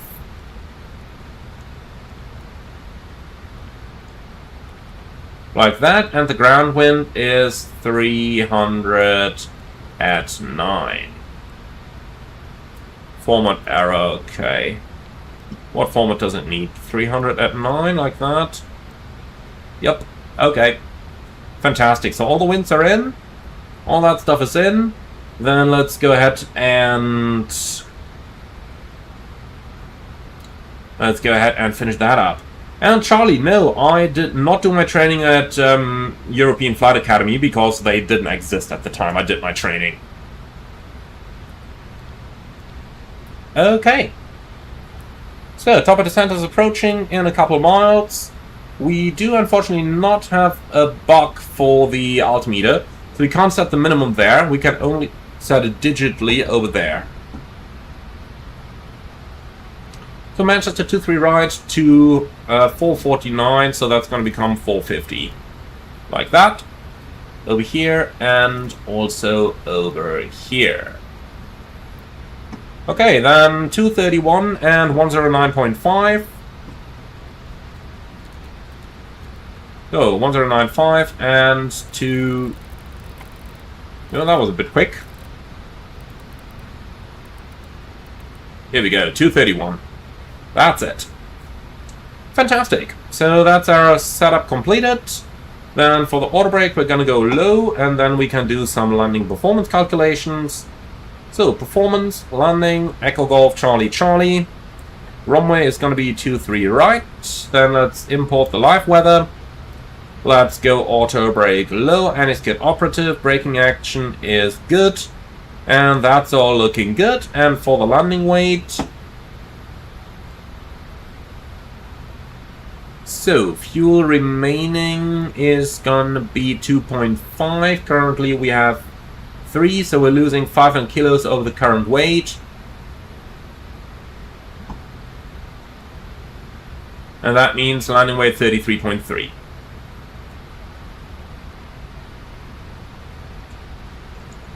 So 33,300, like this, and then let's calculate. So factored landing distance 2,500 foot. Okay, that's for flaps 42. Let's check flaps 25. That may be a little bit easier for us. So how about we go for a flaps 25 landing? Actually, tell you what, let's do 42 just because it's the first flight in the airplane. Okay, so we're about to reach the top of descent, and there is still no ATC here at this time, so let's go ahead and set our altitude down. Just gonna go with something like level 210 at first. Profile mode is already armed, but we still have to on the descent mode by pulling that altitude knob. Now you can see descent in blue, and with that, when we overfly the top of descent, the airplane is gonna start the descent automatically. There is another nice feature here, which is the immediate descent. If you press that, the plane's going to start descending at 1,000 feet a minute in VNAV until it reaches the VNAV profile. I'm going to demonstrate that on the next flight. For this one, we are just going to follow the standard top of descent, and here we go, starting down, and that's it. Now, Flight 247 asked in the comments if there may be something wrong with iFlight 737 MAX flight deck. And yeah, there is. Like, it's not... It's not perfect. There is something wrong with the geometry of the iFly MAX. Like, the glare shield, then the sunshades as well. It's not perfect. I mean, they've done a good job, but... it's not perfect. The PMDG is a little more accurate there.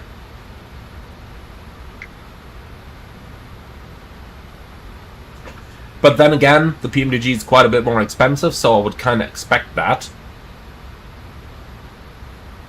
iFly has other advantages, like it is a MAX.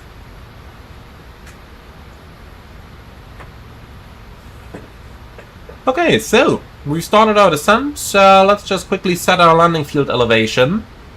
Don't happen to have that over here anywhere? No, okay, then we need the charts. So that's 249. Let's put that up here. Like, here we go, 249. That's looking good.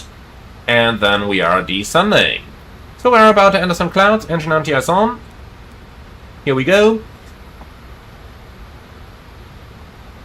And then it's basically just following the VNAV profile all the way down. Okay, so let's start with the approach briefing, please. And 3.5 is the highest MSA. That's all looking good. Okay, cool. So, approach briefing. We're going to fly radar vectored, well, self-vectored ILS approach runway 23 right in Manchester. The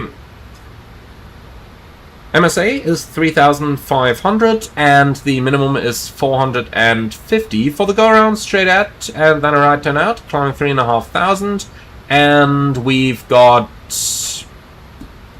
well, 2.5, so we got about 20 minutes of extra fuel. Alright. So, then it's my turn, and we are going to do all of that with flight director guidance flaps 42. Maximum reverse, auto brake low, vacate runway 23 right to the right hand side, and we've got nothing special, nothing non-standard, and that's pretty much it. Have any questions or suggestions? Okay. Now, your lone aviator asks, do you know if any ideas from the Fokker have been adopted into the Airbus? Yeah, definitely. Well, if you compare the systems, especially the avionics in the Fokker with the A300, you can definitely see some similarities. Likewise, if you look at things like the auto brake, you got low, medium, high. Does that ring a bell with you? Definitely seen that. Now, Eric Pavlik, are the weather radar as well as the terrain radar done according to the real Fokker? Well, no. It's all within the Asobo limitations, unfortunately. I wish that Asobo would finally correct that stuff, but I'm afraid they haven't, so for the time being we are bound to those limitations. So let's descend to level 170, which is the next constraint along our arrival, like that. And then we can just move down here and have a look if there is any descent PA for us. But no, the next one is seats for landing, that's fine.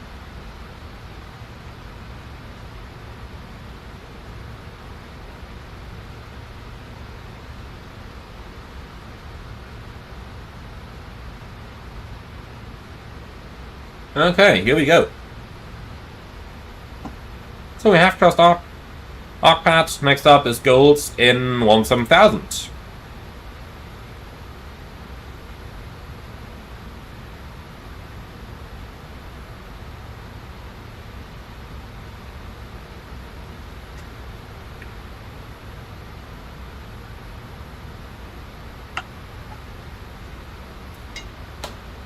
Okay, McQuenzie, is the slope of the runway a possible threat? Well, you could talk about it, but I mean, we're all familiar with Manchester, are we? For those of you who aren't, let's just have a quick look at the airport profile. 23 right. Field elevation 249. And over here, you got a lovely little hill.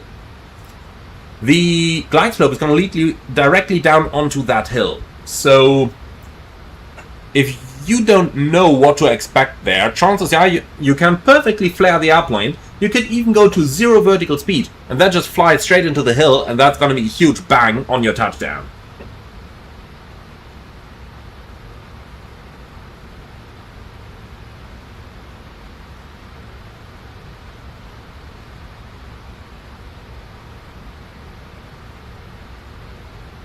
And tube loops. Yeah, Asobo did improve their weather radar, but it still sucks.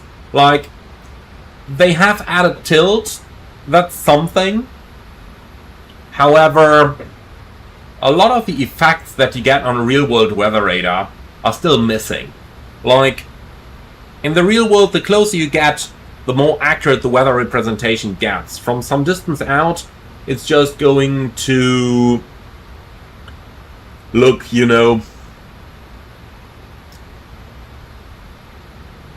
like a very low resolution thing.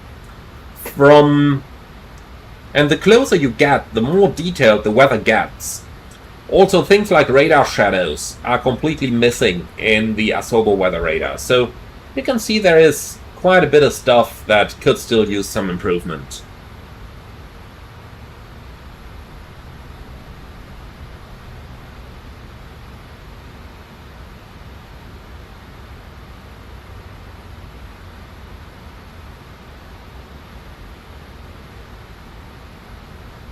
And Jimmy has asked, you've seen some aircraft which don't seem to have some flight control page. Is that normal? How can you ensure that the flight controls are working normally? Yeah, many aircraft don't have a flight control page. Generally speaking, that's the case, with the Fokker as well. And that is usually the case when you got controls, where the control column is physically connected to the actuators or the control surfaces. In that case, whenever you are operating the yoke, you know that the controls are responding because otherwise the yoke wouldn't operate.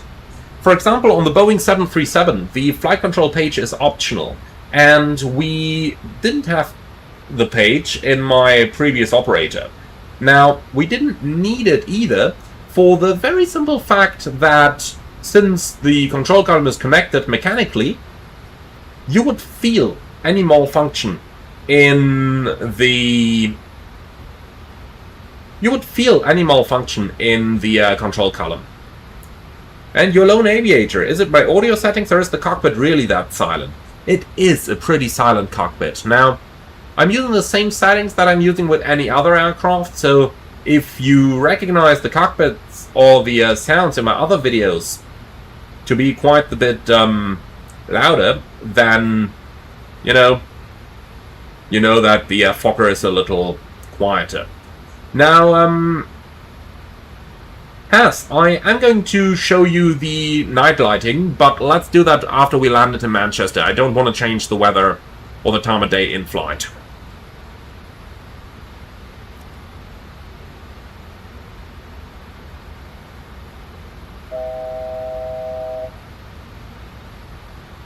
So, there's 1,000 to go. Let's continue our descent down to 10,000 here. And then I'm gonna go over into level change, because after golds, the star would lead us all the way around. We're not gonna do that. We'll basically fly directly onto the final after golds. So let's go into a level change and get the airplane down. Couple of mathematics. We got around about 30 miles to the final approach fix. That's gonna be 3,500. That means we are a little high right now. But let's use the opportunity, first of all turn on the seatbelt, to show you the speed brakes of the Fokker. So let's just go outside here, have a very quick look, and here we are. Now let's pull that speed brake. Here you go. And that thing gets the airplane down easily. Now, we just received a contact me from Manchester Approach, so let's give him a shout on 1858. It's a 1 Manchester radar, good evening, hold at 6 to 3. Hold 6 to 3, Max 5271. And here's what the speed brake is able to do. Fantastic, isn't it? 23 right, clear to land, 7.300 degrees, 9 and off. Clear to land, 23 right, Sunjet 51 kilo. Manchester radar KLM 89 Alpha passing 130, descending, and we've got information echo. KLM 89 Alpha, Manchester radar, good evening, back to wireless approach runway 23 right, descend now, flight level 80. Descent now, level 80, KLM 89 Alpha. Set, 80 checked. Max 5271, hold at And then let's just help it a bit. Speed brake out. Hold Tango on the Zat for Max 5271. Hey, firm. So we can slowly start reducing towards 250. 7452, with you. Ryanair 452 Manchester radar, good evening, hold at Now look at that. 01. As you can see, Hold the Tango 1 now, the speed brake is incredible on this plane. Absolutely incredible. Roger, approach, good afternoon, on 1329, just approaching to Bravo 1. Alright, then let's do that speed brake. Unfortunately, it's just in or out. There is no in between, which would be pretty nice.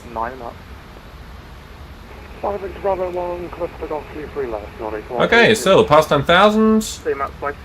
behind the part in Boeing 737 Lights are on. runway 23 left. And then let's do the descent checklist.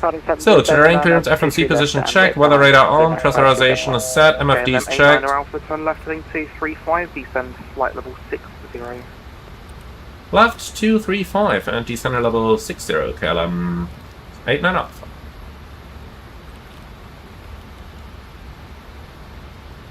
Okay, so heading 285. And then we can enter it direct to the center fix over here. And approaching. Let's do 2,000 feet a minute here and start reducing our speed even further. Temperature is 14, so we don't need anti-ice for this. Okay, we're below 10,000, so with that button up here, we can bring the ILS into view. Taxi right, Alpha, contact ground 121.855. Good evening. So, 121.855, we can pre-select that for later as well.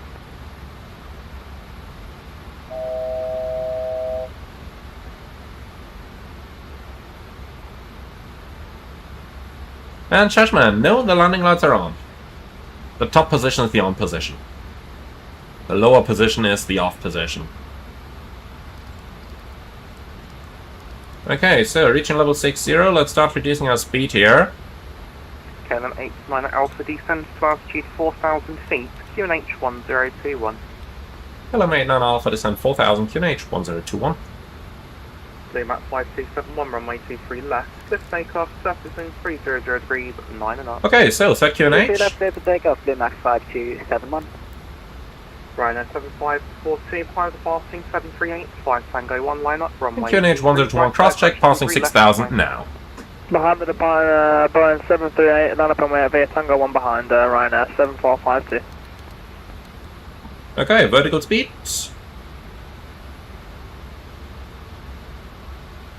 So 14 miles to center fix, 24 miles overall. That means we are technically speaking a little bit low, but since this is a very new airplane for us, I really don't want to force anything. I know the speed brake can solve a lot of problems that you can get yourself into, but just want to be 100% sure there. What's the 130 direct to Throttle, Nordic 132?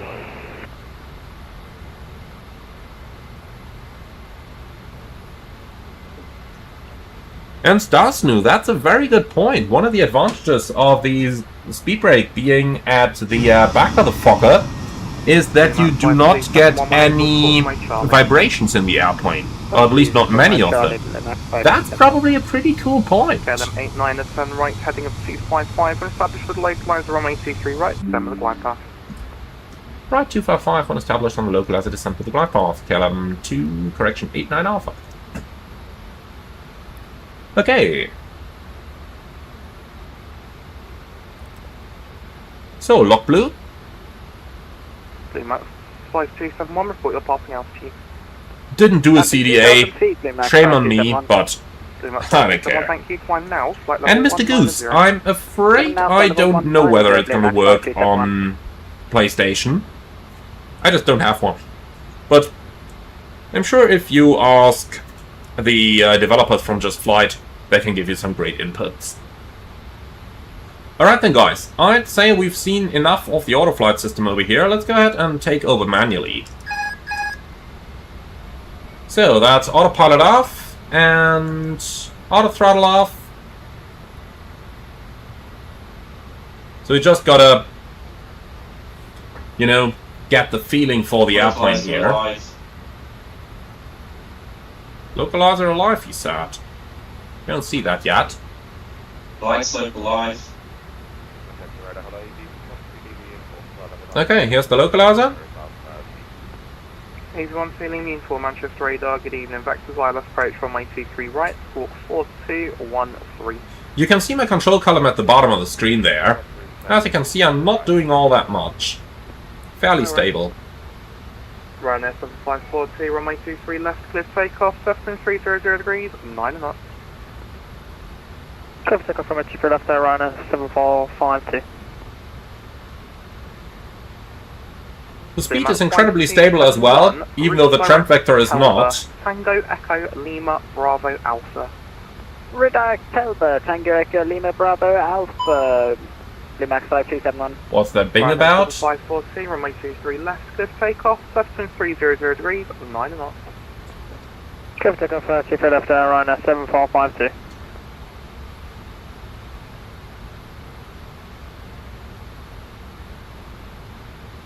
Alright, so the glide slope is alive, then let's go to idle and start reducing. Fly heading 085, descend flight level 70.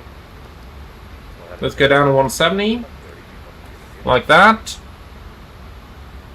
And just make sure we maintain the altitude halfway decently. KLM 89 Alpha, runway 23 right, clear to land, 7300 degrees, 9 knots. Runway 23 right, clear to land, KLM 89 Alpha. Nordic 1. Alright, let's set our cabin crew down. 190. And that is looking quite good. So the green dot is right down at 170. Let's go flaps 8.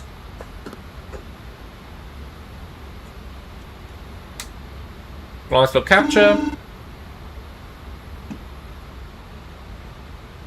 Hi. Cabin is cleared for arrival. Thank you. Speed checks, gear down.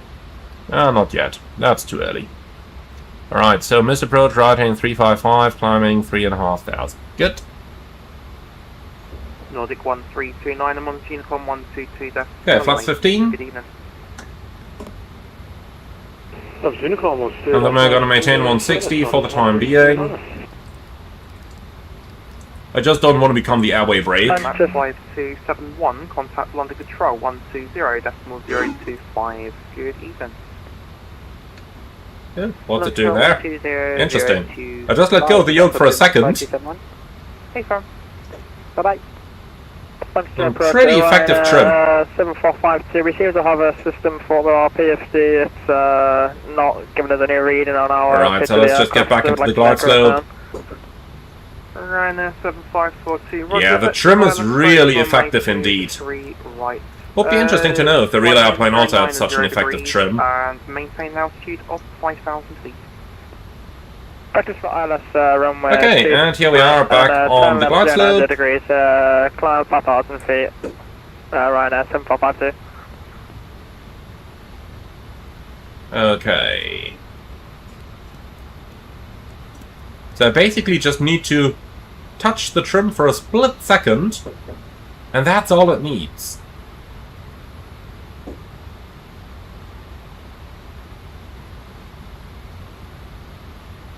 Ryanair 7542, turn left heading 050 degrees. Fantastic view on the city down there. Always like the approach to Manchester in the real world. Ryanair 7542. Okay then, let's start slowing down. 50 degrees.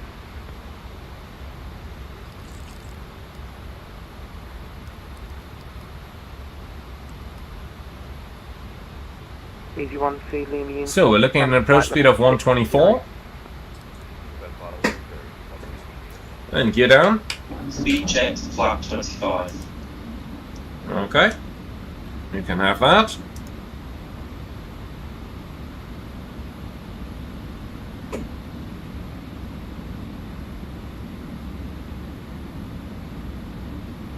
Ryanair And flaps full. 7542, turn left heading of 035.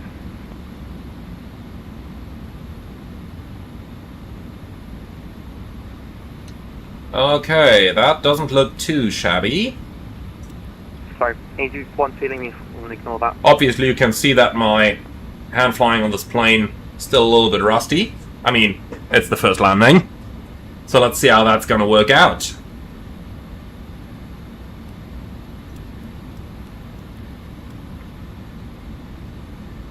Landing checklist will assume that completed. Heading 035 Ryanair. And the lift dumpers are armed. 452.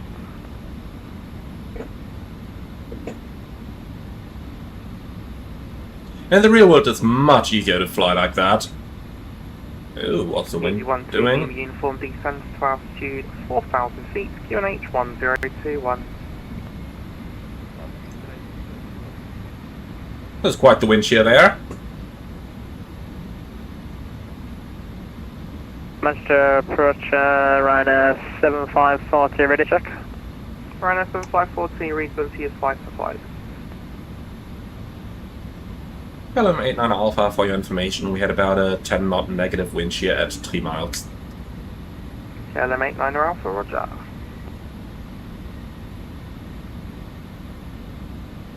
The problem with that negative wind shear being at 3 miles is that it is right at the 1,000 foot gate. So Ryanair 7542. you will find quite some people who would potentially have to go around for that, depending on their configuration. If it's anticipated, then you can of course kind of ignore it. Okay, so let's see how... And here we go again.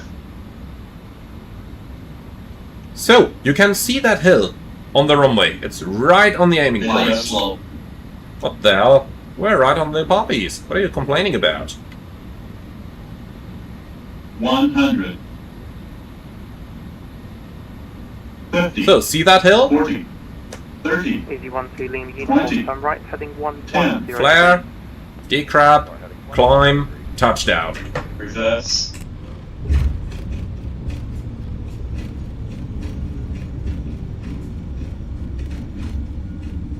$70 knots. Manual brakes. 60 knots. And then we're gonna take the next exit on the right hand side. So, an easy airplane to land. Yeah, that should have been. What's my colleague doing there? Check. Really 5, thank you. Perfect, I can hear you as well. Turn left heading 010 degrees, the speed 220 knots. Okay, so, Left turn 010 told degrees you, and speed, that hill on that runway Yeah, 200. is something that you can really impact into. Easy 12 lean uniform, turn right heading 190 degrees, descent to altitude 3,500 feet, clear ILS approach runway. Alright, then we can vacate the runway. And then let's wait for the handover to ground, which should come any moment. KLM 89 Alpha, runway vacated. Speed 160 knots or greater, maintain to 4 DME. Blocked. KLM 89 Alpha, taxi Alpha, contact ground 121.855, good evening. Alpha 11855, good evening, thank you, KLM 89 Alpha. Easy 12 lean uniform. Bravo, KLM 89 Alpha on Bravo.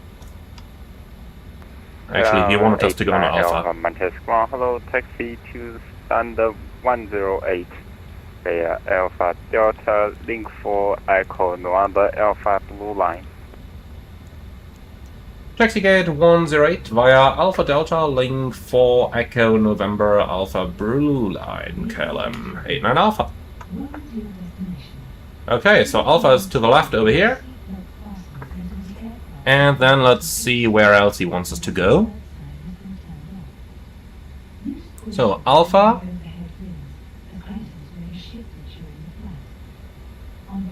Delta, so Alpha, Delta, and then we gotta deal with all those links, something up here. So let's first of all get away from that runway exit and find that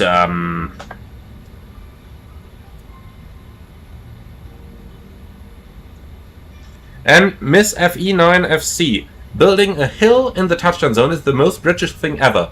No, the most British thing ever is down here. That's the roundabout. They also have a roundabout at this airport. That's the most British thing ever. But yeah, this airport is fantastic. It's really fantastic. There's so much strange stuff in Manchester. It's always interesting. Okay, so let's finish up the finish up that stuff, and we are also going to start the APU. Okay, so left onto Delta. Lovely post-flight music back there, isn't it? You can turn that off in the settings if you want to. Okay, so we continue at Delta, and then he wants us on link 4, Echo November Alpha Blue. So that's link 4, Echo November Alpha 108 up there. Okay, so like that. Alright, that's easy, we can do that. So weather radar off. Like that and that. So, taxi in checklist. Exterior lights set, APU on, weather radar off, transponder XP in the R, speed brakes in, flaps up, lift dampers in, and flight control locked. Alright, and that's the taxi in checklist completed. And Cube Loops, this is Manchester by Builds. And that is, of course, payware. But a really nice one. I do really enjoy that airport.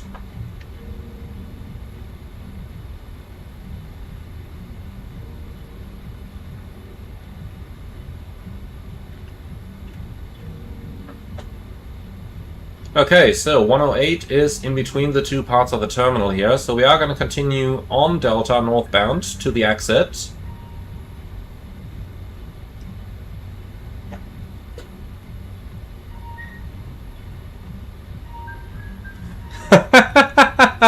Pradaisky, that's a good one. Are you gonna get a cup of tea at that roundabout at the airport? Should probably ask him for one. Alright, here's link 4.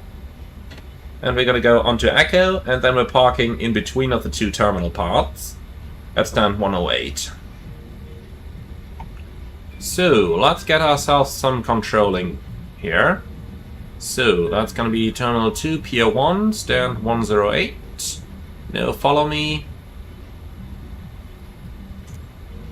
Okay, so he sent us onto the blue line.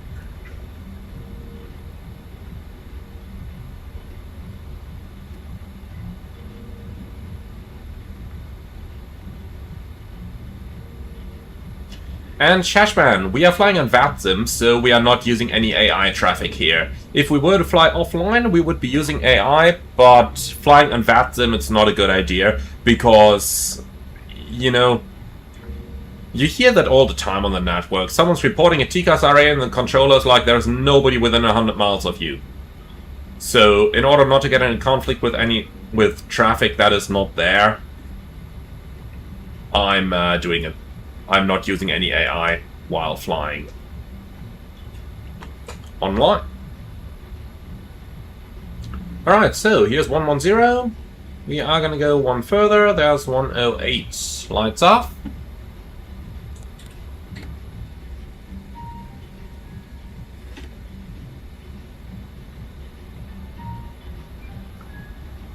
Okay, no marshal and no guidance system. Of course.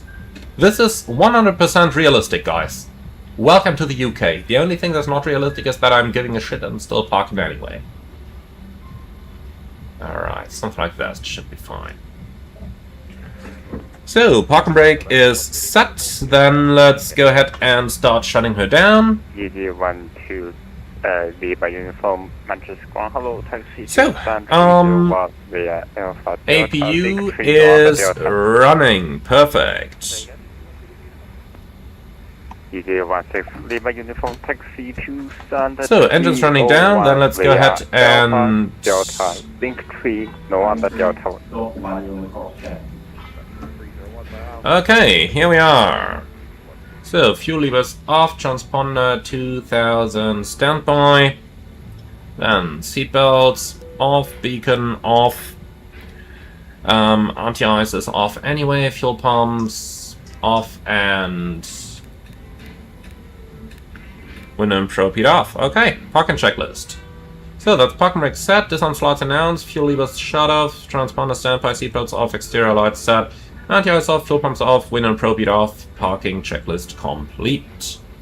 Alright, so let's go for deboarding over here.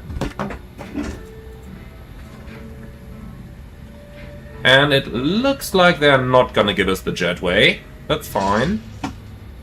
I can definitely live with it either way.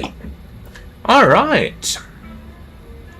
So, Aviator LSZB is asking, how's the feeling on the rudder? Is it realistic or rather not? I'd say just like anything in MSFS, it is a little too sensitive on the rudder, especially when trying to maintain the center line.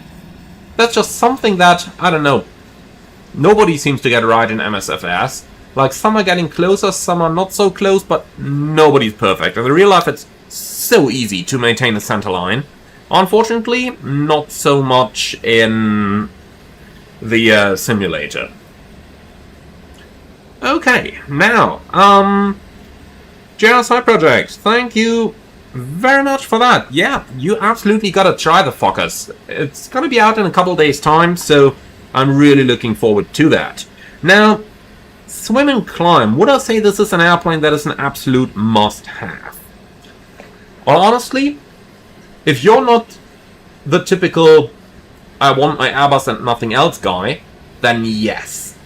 If you like variety of aircraft, if you like short-haul flying and city hopping, then yes, this is absolutely an airplane for you.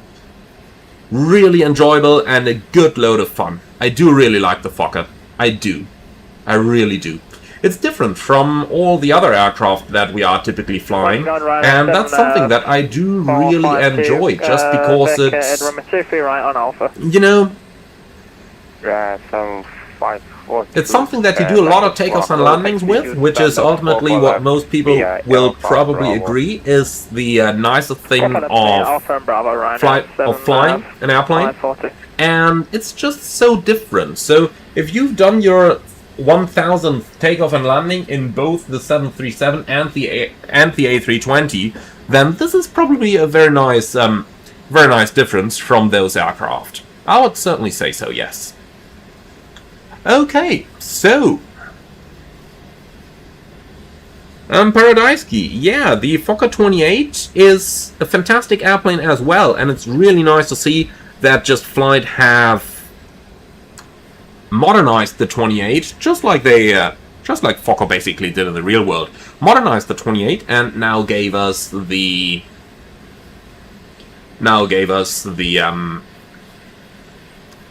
Fokker 70 and Fokker 100. That's the term I was looking for.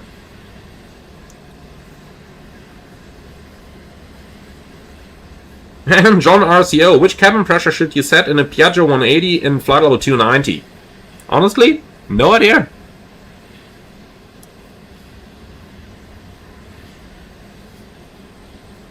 Okay, so, Heads of the Pilot. Yeah, let's have a look into the night lighting now. So, I'm gonna start with a couple of basics over here. So, let's just put that dome light on, and then let's make it night and see what it's gonna look like.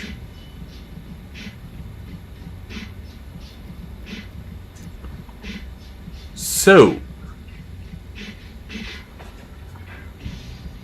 well, I suggest we are gonna start up here. Let's turn up the overhead. Let's turn on the dome light.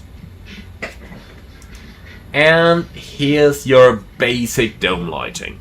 Now, we do have main panel lights as well. We are gonna have a look at them in a second. So here's the main panel lights coming on. On the left side, and on the right side. And then we do have a glass shield floodlight as well. And this is what it looks like.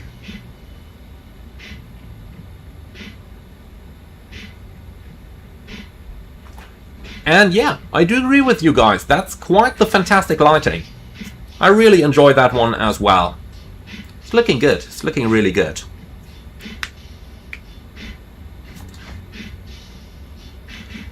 Okay then, so I'm afraid I would really love to do a second sector, but unfortunately I do have quite a lot of stuff to do in the real world, so